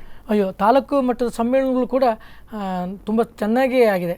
ಮೊದಲು ಎಲ್ಲ ಹೇಳ್ತಾರೆ, ಅತ್ಯಂತ ಹಿಂದುಳಿದ ವರ್ಗದವರಿಗೆ ಸಮ್ಮೇಳನ ಅಧ್ಯಕ್ಷತೆ ಸಿಗುವುದಿಲ್ಲ ಅನ್ನುವಂಥದ್ದು. ಆದರೆ ಕುಂದಾಪುರ ತಾಲೂಕಿನಲ್ಲಿ ನಾವು ಇಲ್ಲಿ ಸಿದ್ದಾಪುರಲ್ಲಿ ಮಾಡಿದಾಗ ದಲಿತ ಸಾಹಿತಿ ಕಾಳವರ್ಕರ್ ಅಂತೇಳಿ ಅವರನ್ನು ನಾವು ಸಮ್ಮೇಳನ ಅಧ್ಯಕ್ಷ ಮಾಡಿದ್ದೀವಿ. ಎಷ್ಟು ಚೆನ್ನಾಗಿ ಅವತ್ತು ಯಕ್ಷಗಾನಕ್ಕೆ ಸಂಬಂಧಪಟ್ಟಂಥ ಕಾರ್ಯಕ್ರಮಗಳು, ಅವರು ಎಲ್ಲ ಪ್ರತಿಯೊಂದು ಕೂಡ ತುಂಬ 1 ದಿವಸ ಕಾರ್ಯಕ್ರಮ ಅಷ್ಟು ಚೆನ್ನಾಗಿ ಅಲ್ಲಿ ನಡೀತು. ಆಮೇಲೆ ಕೊಲ್ಲೂರಿನಲ್ಲಿ ಸಾಹಿತ್ಯ ಸಮ್ಮೇಳನ ನಡೀತು. ಅದರೊಳಗೆ ನಾವು ಕೊಲ್ಲೂರು ಸಮ್ಮೇಳನ ಆಯಿತು. ಆಮೇಲೆ ಮೊದಲ ಸಮ್ಮೇಳನದಲ್ಲಿ ಬೈಂದೂರಿನ ಹೋಬಳಿ ಘಟಕ ಅವರು ಸಹಕಾರ ಕೊಡ್ತು. ಅಲ್ಲಿ ಯು ಚಂದ್ರಶೇಖರ ಹೊಳ್ಳ ಅವರ ಅಧ್ಯಕ್ಷತೆ ಆಗಿದ್ದರು. ಕನ್ನಡಪಾಡಿ ಅವರು ಇದರ ಅಧ್ಯಕ್ಷತೆ ಆಗಿದ್ದರು, ಯಾವುದಂತ ಹೇಳಿದರೆ ಕೊಲ್ಲೂರಿನ ಸಮ್ಮೇಳನದಲ್ಲಿ. ಆಮೇಲೆ ಸಿದ್ದಾಪುರ ಸಮ್ಮೇಳನಕ್ಕೆ ಅಧ್ಯಕ್ಷರು ಕಾಳವರ್ಕರ್ ಆಗಿದ್ದರು. ಅಲ್ಲಿ 3 ಅವರು ಪ್ರತಿ ವರ್ಷ ಒಂದಲ್ಲ ಒಂದು ಸಮ್ಮೇಳನಗಳನ್ನು ಮಾಡ್ಕೊಂಡ್ಬಿಟ್ರು. ಮತ್ತು ಇನ್ನೊಂದು ಸಮ್ಮೇಳನ ನನಗೆ ನಾನು ನೆನಪಿಸ್ಕೊಳ್ಬೇಕಾಗಿದ್ದು ಹಿರಿಯ ಸಾಹಿತಿ ಡಾಕ್ಟರ್ ಜನಾರ್ದನ್ ಭಟ್ರವರ ಅಧ್ಯಕ್ಷತೆಯಲ್ಲಿ ನಡೆದಂತಹ ಮುಂಡ್ಕೂರಿನ ಸಾಹಿತ್ಯ ಸಮ್ಮೇಳನ. ಅದು ಒಂದು ದಿವಸ ಸಮ್ಮೇಳನ ಆದರೂ ನಾವು ಜಿಲ್ಲಾ ಸಮ್ಮೇಳನಕ್ಕಿಂತಲೂ ಚೆನ್ನಾಗಿ ಅಷ್ಟು ಸಂಘಟನೆಯನ್ನು ಮಾಡಿದ್ದಾರೆ ಗುರುಗಳೇ. ನೀವೆಲ್ಲ ಅದರಲ್ಲಿ ಸಕ್ರಿಯವಾಗಿ ಭಾಗವಹಿಸಿದ್ದೀರಿ. ಸತ್ಯಶಂಕರ ಶೆಟ್ಟರು ಅಲ್ಲಿನ ಗ್ರಾಮ ಪಂಚಾಯಿತಿಯವರು, ಆಮೇಲೆ ಪ್ರಭಾಕರ್ ಶೆಟ್ಟರು, ಮತ್ತು ತುಂಬ ಜನ ನಿಮ್ಮನ್ನು ಸೇರಿದಾಗೆ ನನಗೆ ಎಷ್ಟು ಖುಷಿ ಆಯಿತು ಅಂತ ಹೇಳಿದರೆ ಆ ಸಮ್ಮೇಳನ ನಾವು ಇವಾಗಲೂ ನೆನೆಸ್ಕೊಳ್ಬೇಕು. ಸಮಯ ಪಾಲನೆ ಹಿಡಿದು ಬೆಳಗಿಂದ ಸಂಜೆವರೆಗೆ ಬಿ ಸಿ ರಾಯರು ಅಲ್ಲಿ ಕಾರ್ಕಳ ತಾಲೂಕಿನ ಅಧ್ಯಕ್ಷರವರು, ಅವರ ತಂಡ, ಇಬ್ಬರು ಕಾರ್ಯದರ್ಶಿಗಳು ಮೊಸುಮ ಮತ್ತು ಇದು ಮುರಳೀಧರ್ ಅವರು ಎಲ್ಲರೂ ಸೇರಿ ತಾಲೂಕು ಸಮ್ಮೇಳನ ಬಹಳ ಸಕ್ಸಸ್ ಆಯ್ತು ಈ ಸಲ, ಬಹಳ ಯಶಸ್ವಿ ಆಯಿತು. ಕೂಗು ಅವರ ಅಧ್ಯಕ್ಷತೆಯಲ್ಲಿ ಮಂದರ್ತಿನಲ್ಲಿ ಒಂದು ಸಾಹಿತ್ಯ ಸಮ್ಮೇಳನ. ಅಲ್ಲಿ ನಮಗೆ ಅಲ್ಲಿ ಕುಂದಾಪುರ ನಾರಾಯಣ ಕಾರ್ಯವರು ಕುಂದಾಪುರದ ಅಧ್ಯಕ್ಷರು, ಉಪೇಂದ್ರ ಸ್ವಾಮೀಜಿಯವರು ಉಡುಪಿ ಅಧ್ಯಕ್ಷರು, ಬಿ ಸಿ ರಾವ್ ಶಿವಪುರದವರು ಕಾರ್ಕಳ. ಇವು 3 ಜನ ಹಿರಿಯರ ನೇತೃತ್ವದಲ್ಲಿ ನಾವು 5 ಸಮ್ಮೇಳನಗಳನ್ನು ಮಾಡಿದ್ದೀವಿ ಸರ್. ಬಹಳ ಯಶಸ್ವಿಯಾಗಿರ್ತಕ್ಕಂಥ ಸಮ್ಮೇಳನಗಳು. ಸೊ ನಿಮ್ಮ ಕನಸಿನ ಮತ್ತೊಂದು ಬಹಳ ಪ್ರಮುಖವಾದ ಯೋಜನೆ ಶಾಲೆಗಳಿಗೆ ಸಾಹಿತಿಗಳನ್ನು ಕರ್ಕೊಂಡು ಹೋಗುವಂತದ್ದು. ಹೌದು ಸರ್. ಅದು ಸಾಕಷ್ಟು ವಿದ್ಯಾರ್ಥಿ ಸ್ಪಂದನೆ ಪಡೆದ ಕಾರ್ಯಕ್ರಮ. ಗುರುಗಳ ನೆನಪು ಮಾಡ್ಕೊಳ್ಳಿ ಕೆಲವನ್ನ ಮಾತ್ರ, ಎಲ್ಲ ಹೇಳಿಕ್ ಸಮಯ ಇಲ್ಲ ನನಗೆ. ನಾವು ಸಾಹಿತಿಗಳನ್ನು ಶಾಲೆತ ಸಾಹಿತ್ಯ ಮುಖ್ಯವಾದ ಕಾರ್ಯಕ್ರಮ ಅಂತ ಹೇಳಿದರೆ ಸಾಹಿತಿಗಳನ್ನು ಶಾಲೆ ಕರ್ಕೊಂಡು ಹೋಗೋದು. ಮುಂಚಿತವಾಗಿ ಅವರ ಪುಸ್ತಕಗಳನ್ನು ವಿದ್ಯಾರ್ಥಿಗಳೊಟ್ಟು ಅವ್ರು ಓದಬೇಕು. ಸಾಹಿತಿಗಳ ಎದುರುಗಡೆ ಅವರ ಪುಸ್ತಕದ ಬಗ್ಗೆ ಮಕ್ಕಳು ಸರದೆ ಪ್ರತಿಕ್ರಿಯೆಯನ್ನು ಮಾಡ್ತಾ ಅವರೊಟ್ಟಿಗೆ ಸಂವಾದ ಮಾಡುವಂಥ ಕಾರ್ಯಕ್ರಮ ತುಂಬ ಖುಷಿ ಕೊಟ್ಟಂಥ ಕಾರ್ಯಕ್ರಮ. ಕೂಗು ಅವರನ್ನು ನಾವು ಮೆಲಗ್ರೆಸ್ ಕಾಲೇಜಿಗೆ ಕರ್ಕೊಂಡು ಹೋದ್ವಿ. ಅವರು ಎಷ್ಟು ಖುಷಿಪಟ್ಟರು ಅಂದರೆ ಮಕ್ಕಳು ಅವ್ರ ಪುಸ್ತಕದ ಬಗ್ಗೆ ಮಾತಾಡಿದರು. ಅಂಬತಂದೆ ಮುದ್ರಾಡಿ ಅವರನ್ನು ಬಂಡಾಸ್ಕರ್ ಕಾಲೇಜಿಗೆ ಕರೆದುಕೊಂಡು ಹೋಗಿದ್ದೀವಿ. ಆಮೇಲೆ ಇನ್ನು ಶಾರದಾ ಭಟ್ ಅವರನ್ನು ನಾವು ಬೆಳಪಿನಲ್ಲಿ ಒಂದು ಶಾಲೆಗೆ ಕರ್ಕೊಂಡು ಹೋಗಿದ್ದೀವಿ. ಹಾಗೆ ಉದ್ದೇವರ ಮಾಧವಾಚಾರ್ಯರನ್ನು ಒಂದು ಕಡೆ ಕರ್ಕೊಂಡು ಹೋಗಿದ್ದೀವಿ. ವಸಂತಿ ಶೆಟ್ಟಿ ಬ್ರಹ್ಮವರವರನ್ನು ನಾವು ಹೀಗೆ ಕರ್ಕೊಂಡು ಹೋಗಿದ್ವಿ. ಹೀಗೆ ನಾವು ಸಾಹಿತ್ಯಗಳನ್ನು ಕಾಲೇಜಿಗೆ ಕರ್ಕೊಂಡು ಹೋಗಿದ್ದೀವಿ. ಮತ್ತು ಡಾಕ್ಟ್ರು ಮೊಗಸಾಲೆಯವರನ್ನು ನಾವು ಬೈಂದೂರಿನ ಪದವಿ ಕಾಲೇಜಿಗೆ ಕರ್ಕೊಂಡು ಹೋಗಿದ್ದೀವಿ. ಅಲ್ಲಿ ಅವರೊಟ್ಟಿಗೆ ಮಕ್ಕಳು ಅವರ ಪುಸ್ತಕವನ್ನು ಬಗ್ಗೆ ವಿಮರ್ಶೆ ಹೇಳೋದು, ಅವರೊಟ್ಟಿಗೆ ಸಂವಾದ ಮಾಡೋದು ಒಂದು ರೀತಿಯ ಖುಷಿ ಕೊಟ್ಟಂಥ ಕಾರ್ಯಕ್ರಮ. ಈ ಕಾರ್ಯಕ್ರಮದ ಮೂಲಕವೂ ಕೂಡ ವಿದ್ಯಾರ್ಥಿಗಳಿಗೆ ನಮ್ಮ ಉಡುಪಿ ಜಿಲ್ಲೆಯ ಸಾಹಿತ್ಯಗಳನ್ನು ಹತ್ತಿರದಿಂದ ಗಮನಿಸಲಿಕ್ಕೆ ಸಾಧ್ಯ ಆಗುತ್ತೆ. ಮತ್ತು ಅವ್ರ ಪುಸ್ತಕಗಳನ್ನು ಕೂಡ ಓದಲಿಕ್ಕೆ ನಾವು ಪ್ರೇರೇಪಣೆ ಕೊಟ್ಟಾಗುತ್ತೆ. ಯಾಕಂತ ಹೇಳಿದರೆ ಪಾಠಪುಸ್ತಕದ ಜೊತೆಗೆ ಪಾಠಪುಸ್ತಕದಲ್ಲಿರುವಂಥ ಸಾಹಿತ್ಯಗಳ ಬಗ್ಗೆ ತಿಳ್ಕೊಳ್ಳೋಂಥ ನಮ್ಮ ವಿದ್ಯಾರ್ಥಿಗಳು ನಮ್ಮೂರಿನ ಸಾಹಿತ್ಯಗಳ ಬಗ್ಗೆಯೂ ತಿಳ್ಕೊಳ್ಳೋಕ್ಕೆ ಇನ್ನೂ ಒಳ್ಳೆಯ ಅವಕಾಶ ಅಂತೇಳಿ ನಾವು ಭಾವಿಸಿಕೊಂಡು ಇದಕ್ಕೆ ಹೆಚ್ಚು ಒತ್ತು ಕೊಟ್ಟಿದ್ದೀವಿ ಸರ್. ವಿಶೇಷವಾಗಿ ಚಿತ್ರಪಾಡಿ ಸೋಮಯಾಜಿಯವರ ಉಪೇಂದ್ರ ಸೋಮಯಾಜಿಯವರ ನೇತೃತ್ವದಲ್ಲಿ ಕಾವ್ಯ ಕಥನ ಕಾರ್ಯಕ್ರಮ. ಹೌದು, ಅದು ನಾನು ಹೇಳಲೇಬೇಕಾದಂಥ ಒಂದು ನಮ್ಮ ಉಡುಪಿ ಜಿಲ್ಲೆಗೆ ಹೆಸರು ತಂದು ಕೊಟ್ಟಂಥ ಕಾರ್ಯಕ್ರಮ. ನೀವು ಸ್ಪಂದನ ಚಾನಲ್ ಅವರಿಗೆ ನಾನು ಆಭಾರಿಯಾಗಿದ್ದೇನೆ. ಆ ಕಾರ್ಯಕ್ರಮವನ್ನು ನೀವು ಇಲ್ಲಿ ಅದನ್ನು ಪ್ರಸ್ತುತಪಡಿಸಿರಿ. ಅದು ಕುವೆಂಪು ಅವರಿಂದ ಇವರು ಪಂಪನಿಂದ ಹಿಡಿದು ಕುವೆಂಪು ಅವರವರೆಗೆ ನಮ್ಮ ನಾಡು ನುಡಿ ಸಂಸ್ಕೃತಿಯ ಬಗ್ಗೆ ಕಾವ್ಯದಲ್ಲಿ ಏನು ಹೇಳಿರ್ತಾರೋ ಆ ಕಾವ್ಯದ ತುಣುಕನ್ನು ವಾಚನ ಮತ್ತು ವ್ಯಾಖ್ಯಾನ ಮಾಡುವಂಥ ಒಂದು ವಿಶಿಷ್ಟವಾದಂಥ ಕಾರ್ಯಕ್ರಮ. ಅದು 1.5 ಗಂಟೆ ಕಾರ್ಯಕ್ರಮ. ಅದಕ್ಕೆ ನಮ್ಮ ಖ್ಯಾತ ಗಾಯಕರಾದಂಥ ಗಮಕಗಳು ಆದಂಥ ಚಂದ್ರಶೇಖರ ಕೆದ್ಲಾಯರು ಅದನ್ನು ರಾಗವಾಗಿ ಗಮಕ ವಾಚನ ಮಾಡ್ತಾಯಿದ್ರು. ಅದಕ್ಕೆ ಉಪೇಂದ್ರ ಸ್ವಾಮೀಜಿಯವರು ವಿವರಣೆ ಕೊಡ್ತಾಯಿದ್ರು. ತುಂಬ ಸುಂದರವಾದ ಕಾರ್ಯಕ್ರಮ ಇದು. ಸುಮಾರು ಒಂದು 70ಕ್ಕೂ ಹೆಚ್ಚು ಬೇರೆ ಬೇರೆ ಕಡೆಗಳನ್ನಾಯಿತು. ಮತ್ತು ಇಷ್ಟು ಮಾತ್ರ ಅಲ್ಲ, ಈ ಕಾರ್ಯಕ್ರಮ ಕೇಳಿದರು ತಮ್ಮಲ್ಲಿ ಮಾಡಿ ಅಂತ ಹೇಳುವಂಥದ್ದು ಕೂಡ ಇದೆ. ಈಗ ಅಜಪುರ ಕರ್ನಾಟಕ ಸಂಘದವರು ಕೂಡ ಈ ಕಾರ್ಯಕ್ರಮಗಳನ್ನು, ಅವರಲ್ಲಿ 60ನೇ ವರ್ಷ ಕಾರ್ಯಕ್ರಮ ಆಗ್ತದೆ, ನೀವು ಅದನ್ನು ನಮ್ಮಲ್ಲಿಗೂ ಕೆಲವು ಸ್ಕೂಲ್ಗಳಲ್ಲಿ ಮಾಡಬೇಕು ಅಂತ ಕೂಡ ಹೇಳ್ತಿದ್ದಾರೆ. ಒಟ್ಟಿನಲ್ಲಿ ನಿಮ್ಮ ಸ್ಪಂದನ ಚಾನಲ್ಗೆ ನಾನು ಇನ್ನೊಮ್ಮೆ ಅಭಿನಂದನೆ ತಿಳಿಸ್ತೇನೆ. ನೀವು ಅದನ್ನು 2 ಬಾರಿ ಅದನ್ನು ಪ್ರಸಾರ ಹೋಗಿ ತುಂಬ ಜನರಿಗೂ ಕೂಡ ಅದು ತಲುಪ್ತು ಆ ಕಾರ್ಯಕ್ರಮ ಏನಂತೇಳಿ. ನಮ್ಮ ಸಾಹಿತ್ಯ ಪರಿಷತ್ತಿಗೆ ಒಂದು ಅದೇನು ಹೇಳ್ತಿರಲ್ಲ ಮೌಲ್ಯವನ್ನು ತಂದುಕೊಟ್ಟ ಕಾರ್ಯಕ್ರಮ. ಅದು ನಿಜವಾದ ಅರ್ಥದಲ್ಲಿ ಕನ್ನಡದ ಕಂಪನ್ನು ಸಾಮಾನ್ಯವರಿಗೆ ಮೂಡಿಸಲಿಕ್ಕೆ ಅದರಿಂದ ಸಾಧ್ಯ ಆಯಿತು ಅಂತ ಹೇಳಿ ನನಗೆ ತುಂಬ ಖುಷಿಯಿಂದ ಹೇಳಲಿಕ್ಕೆ ಇಷ್ಟ. ತುಂಬ ಸಾರ್ಥಕವಾದ ಭಾವನೆ ಅಂದರೆ ನೀವು ಅಧ್ಯಕ್ಷರಾಗಿದ್ದಾಗ ಸಾಹಿತ್ಯ ಶತಮಾನೋತ್ಸವವನ್ನು ಕಂಡಿತು, 100 ವರ್ಷವನ್ನು ಪೂರ್ತಿ ಮಾಡಿತು.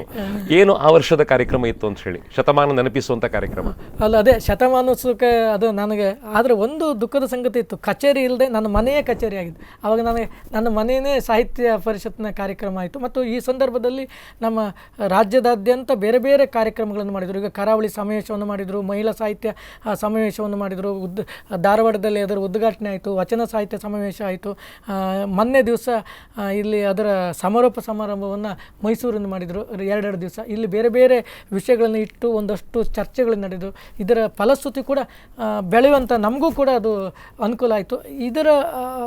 ಇದನ್ನು ಅನುಭವಿಸಿಕೊಂಡು ನಾವು ನಮ್ಮ ಜಿಲ್ಲೆಗಳಲ್ಲೂ ಆ ರೀತಿಯ ಕಾರ್ಯಕ್ರಮಗಳನ್ನು ಕೂಡ ನಾವು ಹೆಚ್ಚು ಹೆಚ್ಚು ಮೂಡಿಸಲಿಕ್ಕೆ ಸಾಧ್ಯ ಆಗಿದೆ ಅಂತೇಳಿ. ಒಟ್ಟಿನಲ್ಲಿ ಶತಮಾನೋತ್ಸವದ ಕಾರ್ಯಕ್ರಮಗಳನ್ನು ನಮ್ಮ ರಾಜ್ಯಾಧ್ಯಕ್ಷರಾದಂಥ ಹಾಲಂಬಿಯವರು ತುಂಬ ಚೆನ್ನಾಗಿ ಇಡೀ ರಾಜ್ಯದಾದ್ಯಂತ ಬಿತ್ತರಿಸಿದರೆ, ನಾವು ಅದೇ ನೆಲೆಯಲ್ಲಿ ನಾವು ಉಡುಪಿ ಜಿಲ್ಲೆಯ ಪ್ರತಿಯೊಂದು ಹಳ್ಳಿಗಳಲ್ಲೂ ಶಾಲೆಗಳಲ್ಲೂ ಬಿತ್ತರಿಸಲಿಕ್ಕೆ ಸಾಧ್ಯತೆ ಆಯಿತು. ಮುಖ್ಯವಾಗಿ ಉಡುಪಿ ಜಿಲ್ಲೆಯಲ್ಲಿ ಇನ್ನೊಂದು ಕಾರ್ಯಕ್ರಮ ಹೇಳಬೇಕಾಗಿದೆ. ಮೊದಲ ಬಾರಿಗೆ ಶತಮಾನೋತ್ಸವದ ಸಂದರ್ಭದಲ್ಲಿ ಗ್ರಾಮ ಸಮ್ಮೇಳನವನ್ನು ಮಾಡಿದ ಕೀರ್ತಿ ನಮ್ಮ ಉಡುಪಿ ಜಿಲ್ಲೆಗೆ ಅಂತ ಹೇಳಿಕ್ಕೆ ನಂಗೆ ಇಷ್ಟಪಡ್ತೇನೆ. ತೆಕ್ಕಟ್ಟಿನಲ್ಲಿ, ಅದು ತಾಲೂಕು ಸಮ್ಮೇಳನ ರೀತಿಯಲ್ಲೇ ನಾವು ಆ ಕಾರ್ಯಕ್ರಮವನ್ನು ತೆಕ್ಕಟ್ಟಿನಲ್ಲಿ ಮೊದಲ ಗ್ರಾಮ ಸಮ್ಮೇಳನ ಆಯಿತು. ಆಮೇಲೆ ಅಜಕಾರಿನಲ್ಲಿ ಶೇಖರ್ ಅಜಕಾರ ಅಧ್ಯಕ್ಷತೆಯಲ್ಲಿ ಅಲ್ಲಿ ಅಜಕಾರಿನಲ್ಲಿ ಅಲ್ಲಿನ ತಾಲೂಕಿನ ಸಹಕಾರದಿಂದ ನಾವು ಮಾಡಿದ್ವಿ. ಹೀಗಾಗಿ 2 ಗ್ರಾಮ ಸಮ್ಮೇಳನಗಳು. ಇನ್ನೊಂದು ಮುಖ್ಯವಾಗಿ ಸಮ್ಮೇಳನ ಆಗಿರೋದು ಏನಂತ ಹೇಳಿದರೆ ಹೋಬಳಿ ಸಮ್ಮೇಳನ. ಇಲ್ಲಿ ಹೋಬಳಿ ಸಮ್ಮೇಳನವನ್ನು ಇವರು ಕೋಟ ಹೋಬಳಿಯವರು ನಿರಂತರ 3 ವರ್ಷ ತಂದಿದ್ದಾರೆ. ಅದು ಶಿಕ್ಷಣ ತಜ್ಞರಾದಂಥ ಹಂದೇರು ಅವರ ಅಧ್ಯಕ್ಷರಲ್ಲ, ಇನ್ನೊಬ್ಬರು ರಾಮಕೃಷ್ಣ ಅಂದೆ, ಶ್ರೀಧರ್ ಅಂದೆ, ಆಮೇಲೆ ವಿಠಲ್ ಗಾಂವ್ಕರ್ 3 ಜನ ಕೂಡ ಅಧ್ಯಕ್ಷರಾಗಿದ್ದರು. ಮತ್ತು ಬ್ರಹ್ಮಾವರ ಹೋಬಳಿಯವರು 2 ಸಮ್ಮೇಳನ ತಂದಿದ್ದರು. ಎಂ ಜಾನಕಿಯವರು ಅಧ್ಯಕ್ಷರಾಗಿ ಕುಂಜಲ್ನಲ್ಲಿ ಒಂದು ಸಮ್ಮೇಳನ ಆಯಿತು. ಆ ಸಮ್ಮೇಳನ ಉದ್ಘಾಟನೆಯನ್ನು ಆರೂರು ಲಕ್ಷ್ಮಣ ಸೇಠ್ ಅವರು ಉದ್ಘಾಟನೆ ಮಾಡಿದರು. ಪಾಪ ಅವರು ಕಳೆದ ವಾರ ಅವರು ತೀರ್ಕೊಂಡ್ರು. ಆಮೇಲೆ ಬ್ರಹ್ಮಾವರದಲ್ಲಿ ವಸಂತಿ ಶೆಟ್ಟಿ ಬ್ರಹ್ಮಾವರ ಅಧ್ಯಕ್ಷತೆಯಲ್ಲಿ ಬ್ರಹ್ಮಾವರ ಹೋಬಳಿ ಸಮ್ಮೇಳನ. ಹೀಗಾಗಿ ನಾವು 5 ಹೋಬಳಿ ಸಮ್ಮೇಳನಗಳನ್ನು ಮಾಡಿದ್ವಿ. ಅದು ಕೂಡ ಯಾಕೆ ಈ ಗ್ರಾಮ ಸಮ್ಮೇಳನ, ಹೋಬಳಿ ಸಮ್ಮೇಳನ, ತಾಲೂಕು ಸಮ್ಮೇಳನ ಮಾಡ್ತೀವಿ ಅಂತ ಹೇಳಿದರೆ, ಒಂದು ಜಿಲ್ಲಾ ಸಮ್ಮೇಳನ ಆದಾಗ ಜಿಲ್ಲೆಯ ಕೆಲವು ವ್ಯಕ್ತಿಗಳಿಗೆ ಒಂದು ವೇದಿಕೆ ಕೊಟ್ಟಾಗ್ತದೆ. ಆದರೆ ಇಂಥ ಸಮ್ಮೇಳನ ಮಾಡೋದ್ರಿಂದ, ಉದಾಹರಣೆಗೆ ಗ್ರಾಮ ಸಮ್ಮೇಳನ ಮಾಡಿದಾಗ ಆ ಗ್ರಾಮದಲ್ಲಿರುವಂಥ ಕವಿಗಳು ಯಾರು, ಸಾಹಿತಿಗಳು ಯಾರು, ಬರೆಯೋರು ಯಾರಿದ್ರು ಅವರಿಗೆಲ್ಲರಿಗೂ ಕೂಡ ವೇದಿಕೆ ಕೊಡಲಿಕ್ಕೆ ಸಾಧ್ಯತೆ ಆಗುತ್ತೆ. ಹೋಬಳಿಲಿ ಮಾಡಿದಾಗ ಆ ಹೋಬಳಿಲಿರುವಂಥ ಬರೆಯೋರು ಯಾರಿದ್ರು ಅವ್ರನ್ನೆಲ್ಲ ಗುರುತಿಸಿ ಒಂದು ಕಡೆ ಸೇರಿಸ್ಲಿಕ್ಕಾಗುತ್ತೆ. ಈ ರೀತಿ ಮಾಡೋದ್ರಿಂದ ಒಟ್ಟಿನಲ್ಲಿ ನಮ್ಮ ಉಡುಪಿ ಜಿಲ್ಲೆಯಲ್ಲಿ ನನ್ನ ತಿಳಿದ ಮಟ್ಟಿಗೆ ಸಾಧ್ಯವಾದಷ್ಟು 100ಕ್ಕೆ 100 ಅಲ್ಲದಿದ್ದರೂ 90% ಹೆಚ್ಚು ಬರೆಯೋರಿಗೆ ನಾವು ವೇದಿಕೆಯನ್ನು ಕಲ್ಪಿಸ್ತೀವಿ ಅಂತ ಹೇಳಿ ತುಂಬ ಸಂತೋಷದಿಂದ ಹೇಳಿಕ್ಕೆ ನಾನು ಇಷ್ಟಪಡ್ತೀನಿ. ನೀಲಾವರ ಸುರೇಂದ್ರ ಅಡಿಗರು ಹೇಗಪ್ಪ ಅಂತ ಹೇಳಿದ್ರೆ ಎಲ್ಲವನ್ನ ದಾಖಲು ಮಾಡ್ತಾ ಹೋಗ್ತಾರೆ. ಅದನ್ನು ಪುಸ್ತಕ ಮಾಡದೆ ಅವ್ರಿಗೆ ನಿದ್ರೆ ಬರೋದಿಲ್ಲ ಪ್ರತಿಯೊಂದನ್ನ. ಸೊ ಆ ರೀತಿ ಹೊರ ತಂದಿರತಕ್ಕಂಥ 4 ಪುಸ್ತಕ ನಿಮ್ಮ ಟೇಬಲ್ ಮೇಲಿದೆ, ಅದ್ರ ಬಗ್ಗೆ ಹೇಳಿ ಗುರುಗಳೇ. ಸರ್, ಈಗ ನೋಡಿ, ಸಾಹಿತ್ಯ ಸಮ್ಮೇಳನದ ಅಧ್ಯಕ್ಷರ ಭಾಷಣಗಳು ಅಂತೇಳಿ ಇದು ಇನ್ನು 2 ವರ್ಷದ ಅವಧಿಯ ಸಮ್ಮೇಳನ ಅಧ್ಯಕ್ಷರ ಭಾಷಣಗಳನ್ನು ಮಾಡಬೇಕು. ಸಮ್ಮೇಳನ ಅಧ್ಯಕ್ಷರು ಅಂತ ಹೇಳಿದರೆ ಇದರೊಳಗೆ ವಿದ್ಯಾರ್ಥಿ ಸಾಹಿತ್ಯ ಸಮ್ಮೇಳನ ಅಧ್ಯಕ್ಷರು ಮಾತಾಡಿದ ಭಾಷಣವೂ ಇದೆ, ಜಿಲ್ಲಾಧ್ಯಕ್ಷರು ಮಾಡಿದ ಭಾಷಣವೂ ಇದೆ, ಹೋಬಳಿ ಮತ್ತು ತಾಲೂಕು ಸಮ್ಮೇಳನ ಅಧ್ಯಕ್ಷರಾಗಿ ಭಾಷಣ ಮಾಡಿದ್ದಿದೆ. ಇದು 2012-13 ಸಾಲಿನಲ್ಲಿ ಮಾಡಿರುವಂಥ ಸಾಹಿತ್ಯ ಸಮ್ಮೇಳನದ ಅಧ್ಯಕ್ಷರ ಭಾಷಣಗಳು. ಯಾಕಂದರೆ ಅವರು ಸಮ್ಮೇಳನ ಅಧ್ಯಕ್ಷರು ಭಾಷಣ ಮಾಡ್ತಾರೆ, ಆ ಮಾಡಿದ್ದನ್ನು ದಾಖಲೆ ಮಾಡಿದರೆ ಅದೊಂದು ಕೂಡ ಒಂದು ರೀತಿಯ ಮೈಲುಗಲ್ಲು ಮತ್ತು ಮುಂದೆ ಅನುಕೂಲ ಆಗುತ್ತೆ ಅಂತೇಳಿ. ಇದರೊಳಗೆ ಯಾರ್ಯಾರದೆಲ್ಲ ಭಾಷಣ ಇದೆ ಅಂತ ಹೇಳಿದರೆ, ಹೆಬ್ರಿನಲ್ಲಿ ಅಂಬತ್ತನೇ ಮುದ್ರಾಡಿಯವರು ಸಮ್ಮೇಳನಾಧ್ಯಕ್ಷರಾಗಿ ಮಾಡಿದ ಭಾಷಣ. ಹೆರ್ಗ ಗೋಪಾಲ್ ಭಟ್ರವರು ಉಡುಪಿ ತಾಲೂಕು 9ನೇ ಸಾಹಿತ್ಯ ಸಮ್ಮೇಳನದಲ್ಲಿ ಭಾಷಣ ಮಾಡಿದ್ದು. ಉಪ್ಪುಂದ ಚಂದ್ರಶೇಖರ ಹೊಳ್ರು ಕುಂದಾಪುರ ತಾಲೂಕು 12ನೇ ಕನ್ನಡ ಸಾಹಿತ್ಯ ಸಮ್ಮೇಳನ ಬೈಂದೂರಲ್ಲಿ ಮಾಡಿದ ಭಾಷಣ. ಪ್ರೊಫೆಸರ್ KR ಹಂದೆ, ಈಗ ನೋಡಿ KR ಹಂದೆ ನಮ್ಮ ಮುಂದೆ ಇಲ್ಲ, ಆದರೆ ಸಮ್ಮೇಳನಾಧ್ಯಕ್ಷರಾಗಿ ಅವರು ಕನ್ನಡದ ಬಗ್ಗೆ, ನಾಡು ನುಡಿಯ ಬಗ್ಗೆ ಅವರು ಏನನ್ನು ಅಭಿವ್ಯಕ್ತಿಗೊಳಿಸಿದ್ರು ಅದು ಇಲ್ಲಿ ದಾಖಲೆ ಮಾಡಿದ್ದೀನಿ ನೋಡಿ. ಆಮೇಲೆ ಎಂ ಜಾನಕಿ ಅವರು ಬ್ರಹ್ಮಾವರ ಹೋಬಳಿ ಸಾಹಿತ್ಯ ಸಮ್ಮೇಳನ ಅಧ್ಯಕ್ಷರಾಗಿ ಮಾಡಿದಂಥ ಭಾಷಣ. ಕುಮಾರಿ ತೃಪ್ತಿ KR ಒಬ್ಬಳು ಪ್ರತಿಭಾವಂತೆ, ಯುವ ವಿಜ್ಞಾನಿ ಪ್ರಶಸ್ತಿಯನ್ನು ಪಡೆದುಕೊಂಡವಳು, ಈಗ ಇಂಜಿನಿಯರ್ ವಿದ್ಯಾರ್ಥಿಯಾಗಿ ಓದ್ತಾ ಇದ್ದಾಳೆ, ಕವನ ಮತ್ತು ಸಾಹಿತ್ಯ ಕ್ಷೇತ್ರದಲ್ಲಿ ಒಂದಷ್ಟು ಕೆಲಸ ಮಾಡಿದ್ದಾಳೆ. ಅವಳನ್ನು ನಾವು ಕಾಪು ಜಿಲ್ಲಾ ಸಾಹಿತ್ಯ ಸಮ್ಮೇಳನ ಅಧ್ಯಕ್ಷ ಮಾಡಿದ್ವಿ. ಒಟ್ಟು 6 ಜನದರ ಇದೆ, 6 ಸಮ್ಮೇಳನಗಳ ಭಾಷಣ ಇದೆ. ಒಟ್ಟು 22 ಸಮ್ಮೇಳನ ಆಗಿದೆ.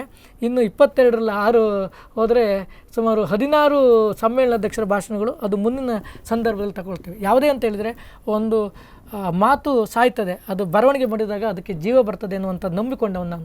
ಹಾಗಾಗಿ ಇದೊಂದು ರೀತಿಯ ದಾಖಲೆ ಆಗಿ ಉಳಿತದೆ. ಯಾಕಂದರೆ ಉಡುಪಿ ಜಿಲ್ಲೆ ಸಾಹಿತ್ಯ ಪರಿಷತ್ತಿಗೆ ಅದರದ್ದೇ ಆದಂಥ ಇತಿಹಾಸ ಇದೆ. 15 ವರ್ಷ 16-17 ವರ್ಷ ಆಗಿದೆ. 17 ವರ್ಷ ಇದೇ ರೀತಿ ಅದೆಷ್ಟೋ ಕಾರ್ಯಕ್ರಮಗಳು ಮಾಡಿದರೆ ಎಲ್ಲೂ ದಾಖಲೆಗಳಿಲ್ಲ. ಈ ರೀತಿ ದಾಖಲೆ ಮಾಡಿದಾಗ ಇಂಥ ಸಂದರ್ಭದಲ್ಲಿ ಈ ರೀತಿ ಆಗಿದೆ ಅಂತ ಹೇಳಲಿಕ್ಕೆ ಅನುಕೂಲ ಆಗ್ತದೆ.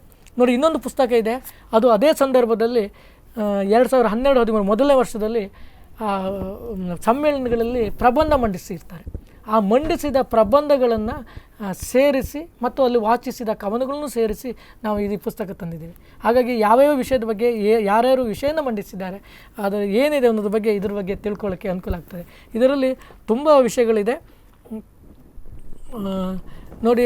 ಕೋಟ ಪರಿಸರದ ಜನಪದ ಸಾಹಿತ್ಯ, ಕೋಟ ಪ್ರದೇಶದ ನಾಟಕಕಾರರು, ಸಾಹಿತ್ಯ ಲೋಕದ ಕೋಲ್ಮಿಂಚು ಗುಣಿಮಿ ಚಂದ್ರಶೇಖರ ಐತಾಳ, ಬೆನಗಲ ರಾಮರಾಯ, ಆರೂರು ನೀಲಾವರ ಸುರಾಲು ಐತಿಹಾಸಿಕ ಮಹತ್ವ, ಗೃಹಿಣಿಯರಿಗೆ ವೇತನ ಸಾಧ್ಯತೆ ಸಾಧತ್ವ, ಪ್ರಸ್ತುತ ಉಡುಪಿ ತಾಲೂಕಿನ ಮಹಿಳಾ ಲೇಖಕಿಯರು, ಉದ್ಯೋಗಸ್ಥ ಮಹಿಳೆಯ ಸಮಸ್ಯೆಗಳು, ಉದ್ಯೋಗಸ್ಥ ಮಹಿಳೆ ಮತ್ತಷ್ಟು ವಿಚಾರ, ಬದಲಾಗುತ್ತಿರುವ ಸಾಹಿತ್ಯ ಸಮ್ಮೇಳನದ ವೇದಿಕೆಗಳಲ್ಲಿ ಮಂಡಿತಿರುವಂಥದ್ದು ಇದೆಲ್ಲ. ಇದರೊಳಗೆ ಶ್ರೀಧರಂದೆ, ಉದಯ್ ಕುಮಾರ್ ಶೆಟ್ರು, ರಾಮದೇವ್ ಐತಾಳು, ನಾರಾಯಣ ಮಡಿ, ಜಗದೀಶ್ ಶೆಟ್ರು, ಪೂರ್ಣಿಮಾ ಜನಾರ್ದನ್, ಗಿರಿಜಾ ಹೆಗಡೆ ಗಾಂವ್ಕರ್, ಅಭಿಲಾಷ, ಮಿತ್ರಪ್ರಭಾ ಹೆಗಡೆ, ನಾಗರತ್ನ ಹೆಳೆ, ಜಯದೇವ ಪ್ರಸಾದ್ ಮಳೆಯಾರ, ಆಮೇಲೆ ಅಂಶುಮಾಲಿ, ಶೇಖರ್ ದೇವಾಡಿಗ, ಅರುಣ ಹೆಬ್ರಿ, ಉಪ್ಪಂಗಳ ರಾಂಭಟ್ರು, ಶೇಷಪ್ಪಯ್ಯ, ಅತ್ರಾಡಿ ಪೃಥ್ವಿರಾಜ್ ಹೆಗಡೆ, ಜ್ಯೋತಿ ಕುರುಪ್ರಸಾದ್, ಜ್ಞಾನವಿ ಸಂತೋಷ್, ಡಾಕ್ಟರ್ ಶ್ರೀಕಾಂತ್, ಮುಂದಿನ ಪುಸ್ತಕ ಮಾಧವಿ ಭಂಡಾರಿ, ಕಬ್ಬಿನಾಳ ವಸಂತ ಭರದ್ವಾಜ್, ಎಸ್.ಎನ್. ಹೆಬ್ಬಾರು, ನಿತ್ಯಾನಂದ ಶೆಟ್ಟಿ, ಹೀಗೆ ಪ್ರತಿಯೊಬ್ಬರು ಕೂಡ ಬರೆದಿರುವಂಥದ್ದಿದೆ. ಇನ್ನು ಇದರ ಜೊತೆಗೆ ಈ ಸಲ ಒಂದು ಸಾಹಿತ್ಯ ಪರಿಷತ್ತಿನ ಒಂದು ಏನು ಹೇಳಿದ್ದಾರೆ ಅಂತ ಹೇಳಿದ್ರೆ, ನೀವು ಒಂದು ಪುಸ್ತಕವನ್ನು ಹಿರಿಯರದು ಪ್ರಕಟ ಮಾಡಬೇಕು ಅಂತೇಳಿ ಈ ಸಲ ಸೂಚನೆ ಕೊಟ್ಟಿದ್ದರು. ಕಳೆದ ಸಲ ನಮ್ಮ ರಾಜ್ಯಾಧ್ಯಕ್ಷರು ಸೂಚನೆ ಕೊಡದೇನೂ ಕೂಡ ನಾವು ಪುಸ್ತಕವನ್ನು ತಂದಿದೆ. ಆದರೆ ಈ ಸಲ ಅವರು ಸೂಚನೆ ಕೊಟ್ಟಿರೋದ್ರಿಂದ ನಾವು ನಮ್ಮ ಈ ನಾಡಿನ ಪ್ರಸಿದ್ಧ ರಂಗಕರ್ಮಿ ಉದ್ಯಾವರ ಮಾಧವಾಚಾರ್ಯರ ಎದೆಯೊಳಗಿನ ದೀಪ ಮತ್ತು ಇತರ ರಂಗಕೃತಿಗಳು ಅಂಥೇಳಿ ಒಂದು ಒಳ್ಳೆಯ ಪುಸ್ತಕವನ್ನು ತಂದ ಹೆಮ್ಮೆ ಇದೆ ನಮಗಿದು. ಇದು ಸುಮಾರು ಇದರೊಳಗೆ ಇದನ್ನು ಸಂಕಲಿಸಿಕೊಟ್ಟವರು ಅಂಶುಮಾಲಿಯವರು. ಇದು ಕನ್ನಡ ಸಾಹಿತ್ಯ ಪರಿಷತ್ತಿನ ಶತಮಾನದ ಸಂದರ್ಭದಲ್ಲಿ ನಾವು ಇದನ್ನು ಪ್ರಕಟ ಮಾಡಿದ್ದೀವಿ. ಇದರೊಳಗೆ 5 ನಾಟಕಗಳಿದೆ. ಎದೆಯೊಳಗಿನ ದೀಪ, ಇದ್ದಕ್ಕಿದ್ದಂತೆ ನಾಟಕ, ತೋರಣ, ಮಹಾಕಾವ್ಯದ ಮರೆಯಲ್ಲಿ ಸಾಮಾನ್ಯೊಬ್ಬನ ಪ್ರಸಂಗ, ಹುಲಿ ಮಾಮಣ್ಣ, ಉಷಾ ಪರಿಣಯ, ಊರ್ವಶಿ ವಿಲಾಸ, ವಿಲಾಪ, ನೃತ್ಯಲಾಪ, ಈ ರೀತಿಯಲ್ಲಿದೆ. ತುಂಬ ಒಳ್ಳೆಯ ಪುಸ್ತಕ ಇದು. ಇದನ್ನು ಪ್ರಕಟ ಮಾಡಿಸಿದ್ದೀವಿ. ಇದು ಕಳೆದ ವರ್ಷ ನಾವು ಉಡುಪಿನಲ್ಲಿ ಸಮ್ಮೇಳನ ಮಾಡಿದ್ವಿ ರಾಮದೇವ್ ಅವರ ಅಧ್ಯಕ್ಷರಲ್ಲಿ. ತುಂಬ ಸುಂದರವಾದಂಥ ಅಚ್ಚುಕಟ್ಟಾದಂಥ ಸಂದರ್ಭ. ಸುಬ್ರಹ್ಮಣ್ಯ ಬಾಸ್ರಿ ಅವರಲ್ಲಿ ಇದ್ದರು, ತಲ್ಲೂರು ಶಿವರಾಮ್ ಶೆಟ್ಟರು ಕಾರ್ಯಾಧ್ಯಕ್ಷರಾಗಿ ಕೆಲಸ ಮಾಡಿರುವಂಥದ್ದು. ನಾವು ಹೀಗೆ ಪ್ರತಿಯೊಂದು ಕಡೆಗೂ ನಾವು ಹೆಬ್ರಿಗೆ ಹೋದರೆ ಅಲ್ಲಿ ಜೋಯಿಸ್ರು, ಆಮೇಲೆ ಯೋಗೀಶ್ ಭಟ್ರು, ಆಮೇಲೆ ನಾನು ಹೀಗೆ ಪ್ರತಿಯೊಬ್ಬರು ಕಡೆ ನಮಗೆ ಎಲ್ಲ ಹೆಲ್ಪ್ ಮಾಡಿದ್ದಾರೆ. ಅಚ್ಚುಕಟ್ಟಾದೊಂದು ಒಳ್ಳೆಯ ಸಮಾರಂಭ. ಆವಾಗ ಸಮ್ಮೇಳನ ಅಧ್ಯಕ್ಷರದ್ದೇ ಒಂದು ಅವರು ಯಾವುದಾದ್ರು ಒಂದು ಕೃತಿ ತರಬೇಕು ಅನ್ನುವಂಥ ಆಸೆಯಿಂದ ಇದು ಸಾಹಿತ್ಯ ಅಕಾಡೆಮಿ 1976ರಲ್ಲಿ ಕರ್ನಾಟಕ ಸಾಹಿತ್ಯ ಅಕಾಡೆಮಿ ನಾಟಕ ಪ್ರಕಾರದಲ್ಲಿ ಪ್ರಶಸ್ತಿ ಪಡೆದಂಥ ಒಂದು ಕೃತಿ, ಅದನ್ನು ಮರುಮುದ್ರಣವನ್ನು ಮಾಡಿದ್ದೀವಿ. ಇದು ಭಾರತ ಅಂತ ತುಂಬ ಸುಂದರವಾದಂಥ ಪುಸ್ತಕ. ಈ ಪುಸ್ತಕ ದಾಖಲೆ ಸಂಖ್ಯೆಯಲ್ಲಿ ಈ ಸಲ ಹೊತ್ತಕೆಗಳನ್ನು ಹೊರತರುವಂಥ ಕೆಲಸವನ್ನು ಉಡುಪಿ ಜಿಲ್ಲಾ ಕನ್ನಡ ಸಾಹಿತ್ಯ ಪರಿಷತ್ ಮಾಡ್ತು. ಎಲ್ಲವೂ ಕೂಡ ದಾಖಲೆ ಆಗಿದೆ. ಭಾಳ ವಿಶೇಷವಾಗಿರ್ತಕ್ಕಂಥ ಸಾಧನೆ, ಬಹಳ ಅದ್ಭುತವಾಗಿ ಮಾಡಲಿಕ್ಕೆ ಸಾಧ್ಯ. ಅದು ಸ್ನೇಹಿತರೆ, ಕೊನೆಯ ಚರಣ ಬಾಕಿ ಇರತಕ್ಕಂಥದ್ದು. ಕೊನೆಯ ಚರಣದಲ್ಲಿ ಗುರುಗಳು ಕನಸುಗಳ ಬಗ್ಗೆ ಮಾತಾಡ್ತಾರೆ, ಬಾಕಿ ಉಳಿದಿರತಕ್ಕಂತಹ ಅಂಶಗಳ ಬಗ್ಗೆ ಮಾತಾಡ್ತಾರೆ. ಒಂದು ವಿರಾಮ ತಕ್ಕ ವಿರಾಮ ನಂತರ ಮತ್ತೆ ಮಾತು ಮುಂದುವರಿತದೆ.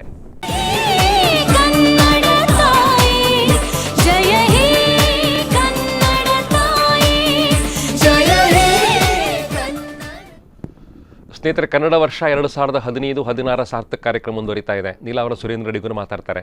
ಉಡುಪಿ ಜಿಲ್ಲಾ ಕನ್ನಡ ಸಾಹಿತ್ಯ ಪರಿಷತ್ ಅಧ್ಯಕ್ಷರಾಗಿ ಅವರು 3 ವರ್ಷಗಳ ಪ್ರಭಾರವನ್ನು ಮುಗಿಸಿದ್ದಾರೆ, ಅಧಿಕಾರವನ್ನು ಮುಗಿಸಿದ್ದಾರೆ. ಅವ್ರ ಜೊತೆ ಮಾತುಕತೆ ಮುಂದುವರಿತಾ ಇದೆ. ಸಾಕಷ್ಟು ಅವರಿಗೆ ಹೇಳಬೇಕು ಅಂತ ಇನ್ನೂ ಬಾಕಿ ಇರತಕ್ಕಂಥದ್ದು. ನಾನು ಮತ್ತೆ ಅವರನ್ನು ಕಾರ್ಯಕ್ರಮಕ್ಕೆ ಸ್ವಾಗತ ಮಾಡ್ತೇನೆ. ಸರ್, ಹೆಜ್ಜೆ ಗುರುತು ಪುಸ್ತಕ ನಿಮ್ಮ ಕೈಯಲ್ಲಿದೆ.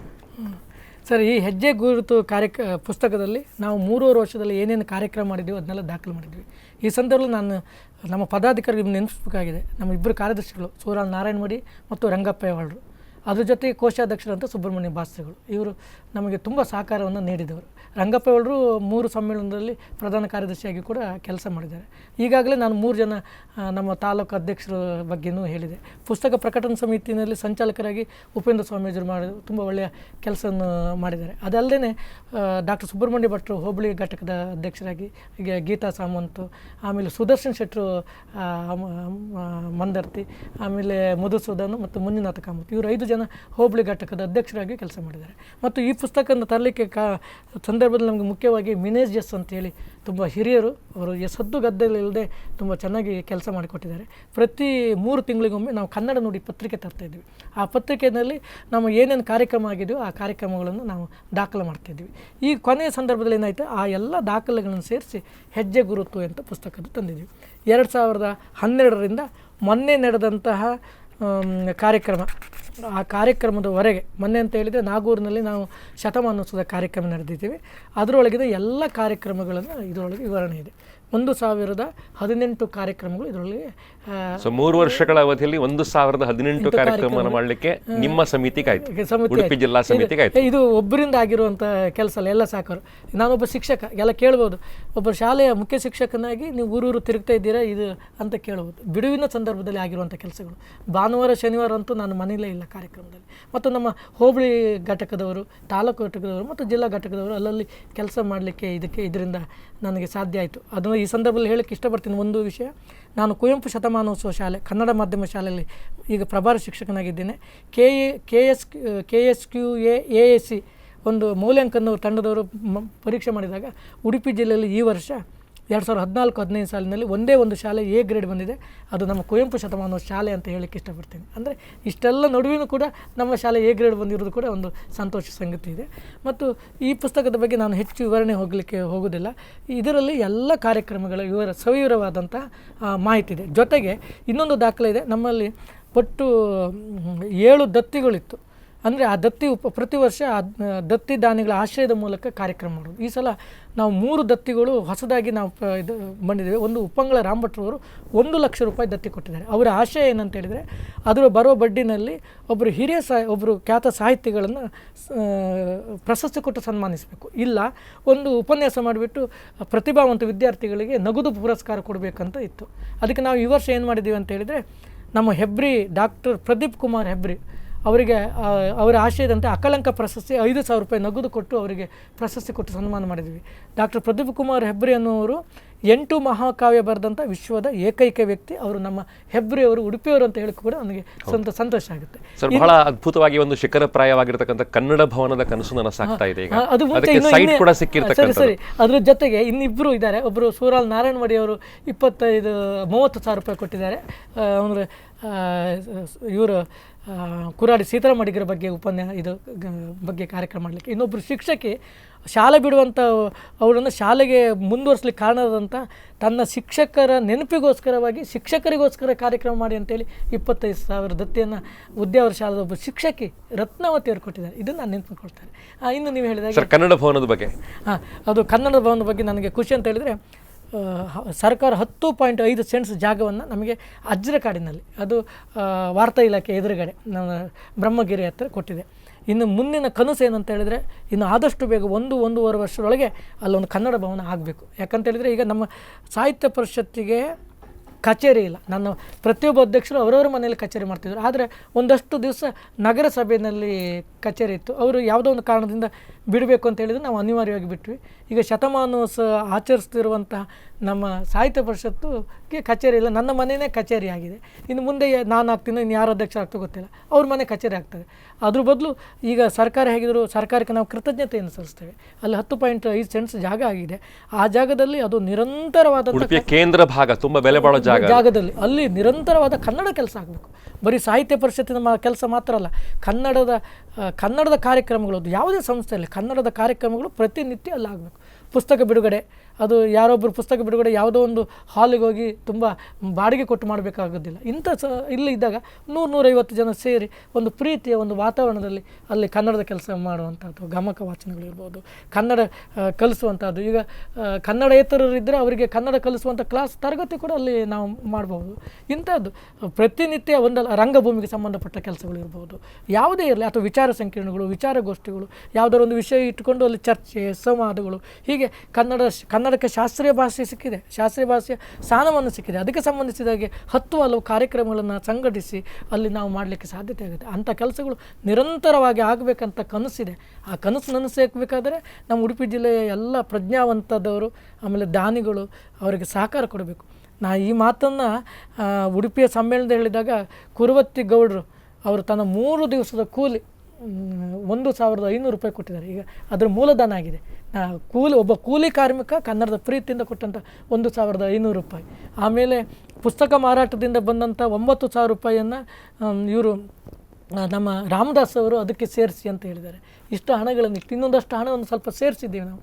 ಅದನ್ನ ಈಗ ಒಂದು ಸ್ವಲ್ಪ ಹಣ ಇದೆ. ಈಗ ಅದಕ್ಕೆ ಇನ್ನೊಂದಷ್ಟು ಹಣವನ್ನು ಸೇರಿಸ್ತಾ ನಾವು ಅಲ್ಲಿ ಆ ಕನಸಾಗಬೇಕು, ನನಸಾಗಬೇಕು. ಪ್ರತಿ ದಿವಸ ಒಂದು ಕನ್ನಡದ ಕೆಲಸ ಆಗಬೇಕನ್ನುವಂಥ ಕನಸಿದೆ. ಅದು ನನಸು ಮಾಡಬೇಕಾಗಿದೆ. ಹೌದು. ಸ್ನೇಹಿತರೆ, ಗುರುಗಳು ಮಾತಾಡಿದ್ದಾರೆ, ನಾನು ಒಂದು ವಾಕ್ಯವನ್ನು ಸೇರಿಸ್ಲಿಕ್ಕೆ ಹೋಗೋದಿಲ್ಲ. ವಿಶೇಷವಾಗಿ ಕನ್ನಡ ಸಾಹಿತ್ಯ ಪರಿಷತ್ತಿಗೆ ಒಂದು ಕಚೇರಿ, ಒಂದು ಸಭಾಭವನ ಆಗಬೇಕು ಅಂತ ಅವರ ಕನಸಿತ್ತು, ಎಲ್ಲರ ಸಾರಸ್ವತರ ಕನಸಿತ್ತು ಸ್ನೇಹಿತರೆ. ಅದಕ್ಕೆ ಸಾಕ್ಷಾತ್ಕಾರವಾಗಿ ಆಗಿರ್ತಕ್ಕಂಥ ಒಂದು ಕನ್ನಡ ಭವನದ ಕನಸು ಈಗ ನನಸಾಗ್ತಾ ಇದೆ. ಶಂಕುಸ್ಥಾಪನೆ ಕೆಲಸ ಇನ್ನು ನಡಿಬೇಕಾಗಿದೆ. ಸೈಟ್ ಅಂತೂ ಸಿಕ್ಕಿದೆ. ಬಹಳ ಅದ್ಭುತವಾಗಿರ್ತಕ್ಕಂಥ ಕೇಂದ್ರ ಭಾಗದಲ್ಲಿ ಕನ್ನಡ ಭವನಕ್ಕೊಂದು ಸೈಟ್ ಸಿಕ್ಕಿದೆ. ಇದು ವಿಶೇಷವಾಗಿರ್ತಕ್ಕಂಥ ಕೆಲಸ ಅಂತ ಭಾವಿಸ್ಕೊಳ್ತಾ 1018 ಕಾರ್ಯಕ್ರಮಗಳನ್ನು 3 ವರ್ಷಗಳ ಅವಧಿಯಲ್ಲಿ ಪೂರ್ತಿ ಮಾಡಿರ್ತಕ್ಕಂತಹ ನೀಲಾವರ ಸುರೇಂದ್ರ ಅಡಿಗ ಮತ್ತು ಅವರ ಇಡೀ ತಂಡಕ್ಕೆ ಸಾಹಿತ್ಯ ಪರಿಷತ್ನ ಉಡುಪಿ ಜಿಲ್ಲಾ ತಂಡಕ್ಕೆ ನಾನು ಅಭಿನಂದನೆ ಸಲ್ಲಿಸ್ತಾ ಇದ್ದೇನೆ. ಮತ್ತು ಇಷ್ಟೊಂದು ಪುಸ್ತಕವನ್ನು ಪ್ರಕಾಶನ ಮಾಡಿ ವಿದ್ಯಾರ್ಥಿಗಳ ಕಡೆಗೆ ಆಮೇಲೆ ಜನರ ಸಾಮಾನ್ಯರ ಕಡೆಗೆ ಸಾಹಿತ್ಯವನ್ನು ರಥವನ್ನು ತಳ್ಕೊಂಡು ಹೋಗಿರ್ತಕ್ಕಂಥ ಅವರಿಗೆ ಕೂಡ ಧನ್ಯವಾದಗಳನ್ನು ಸಲ್ಲಿಸ್ತಾ ಉಡುಪಿ ಜಿಲ್ಲಾ ಕನ್ನಡ ಸಾಹಿತ್ಯ ಪರಿಷತ್ತಿನ ಒಂದು ಮಾತು, ನಾನು ಅವಧಿ ಕೊನೆಯ ಸಂದರ್ಭದಲ್ಲಿ ಕನ್ನಡಾಭಿಮಾನಿಗಳಿಗೆ, ಜನಪ್ರತಿನಿಧಿಗಳಿಗೆ, ನನ್ನ ಎಲ್ಲ ಪದಾಧಿಕಾರಿಗಳಿಗೆ, ಹೋಬಳಿ, ತಾಲೂಕು, ಜಿಲ್ಲೆ ಎಲ್ಲ ಪದಾಧಿಕಾರಿಗಳಿಗೆ, ಕನ್ನಡ ಮನಸ್ಸನ್ನು ಉಳ್ಳ ನಮಗೆ ಬೆನ್ನು ತಟ್ಟಿ ಪ್ರೋತ್ಸಾಹಿಸುತ್ತಿರುವವರಿಗೆ ಮತ್ತು ಮುಖ್ಯವಾಗಿ ನನ್ನ ಶಿಕ್ಷಣ ಇಲಾಖೆಯ ಒಬ್ಬ ಪ್ರತಿನಿಧಿ, ನಮಗೆ ಶಿಕ್ಷಣ ಇಲಾಖೆಯ ಎಲ್ಲ ಅಧಿಕಾರಿಗಳು, DDP ಅವರನ್ನು ಹಿಡಿದು ಪ್ರತಿಯೊಬ್ಬ ಅಧಿಕಾರಿಗಳು, ವಾರ್ತಾಧಿಕಾರಿಗಳು, ಕನ್ನಡ ಸಂಸ್ಕೃತಿ ಇಲಾಖೆ ಎಲ್ಲ ಅಧಿಕಾರಿಗಳು, ಅಂದರೆ ನಮಗೆ ಕೆಲಸ ಮಾಡಲಿಕ್ಕೆ ಸಹಕಾರ ನೀಡಿದಂಥ ಮತ್ತು ಪತ್ರಿಕೋದ್ಯಮದ ಎಲ್ಲ ಸ್ನೇಹಿತರು, ಸಮೂಹ ಮಾಧ್ಯಮ ಸೇರಿದಂತೆ ಎಲ್ಲ ಸ್ನೇಹಿತರಿಗೆ ನಾನು ಕೂಡ ಆಭಾರಿಯಾಗಿದ್ದೆ. ಹೌದು ಸ್ನೇಹಿತರ, ಮಾತುಗಳು ಬಾಕಿ ಉಳಿದಿಲ್ಲ, ಕೆಲಸಗಳು ಇನ್ನೂ ಬಾಕಿ ಇರತಕ್ಕಂಥದ್ದು, ಕನಸುಗಳು ಇನ್ನೂ ಬಾಕಿ ಇರತಕ್ಕಂಥದ್ದು. ಕನ್ನಡ ಭವನ ಸಾಕ್ಷಾತ್ಕಾರಗೊಳ್ಳಿ ಅಂತ ಹೇಳಿ ಆಸೆ ಪಡ್ತಾ ಎಲ್ಲರ ಬೆಂಬಲವನ್ನು ಯಾಚನೆ ಮಾಡ್ತಾ ಸಾಹಿತ್ಯ ಪರಿಷತ್ತಿನ ಇವತ್ತಿನ ಕಾರ್ಯಕ್ರಮವನ್ನು ಬೀಳ್ಕೊಡ್ತಾ ಇದ್ದೇವೆ ಸ್ನೇಹಿತರೆ. ಸ್ಪಂದನ ವಾಹಿನಿ ನೋಡ್ತಾ ಇರಿ. ಎಲ್ರಿಗೂ ಧನ್ಯವಾದಗಳು. Thank you very much.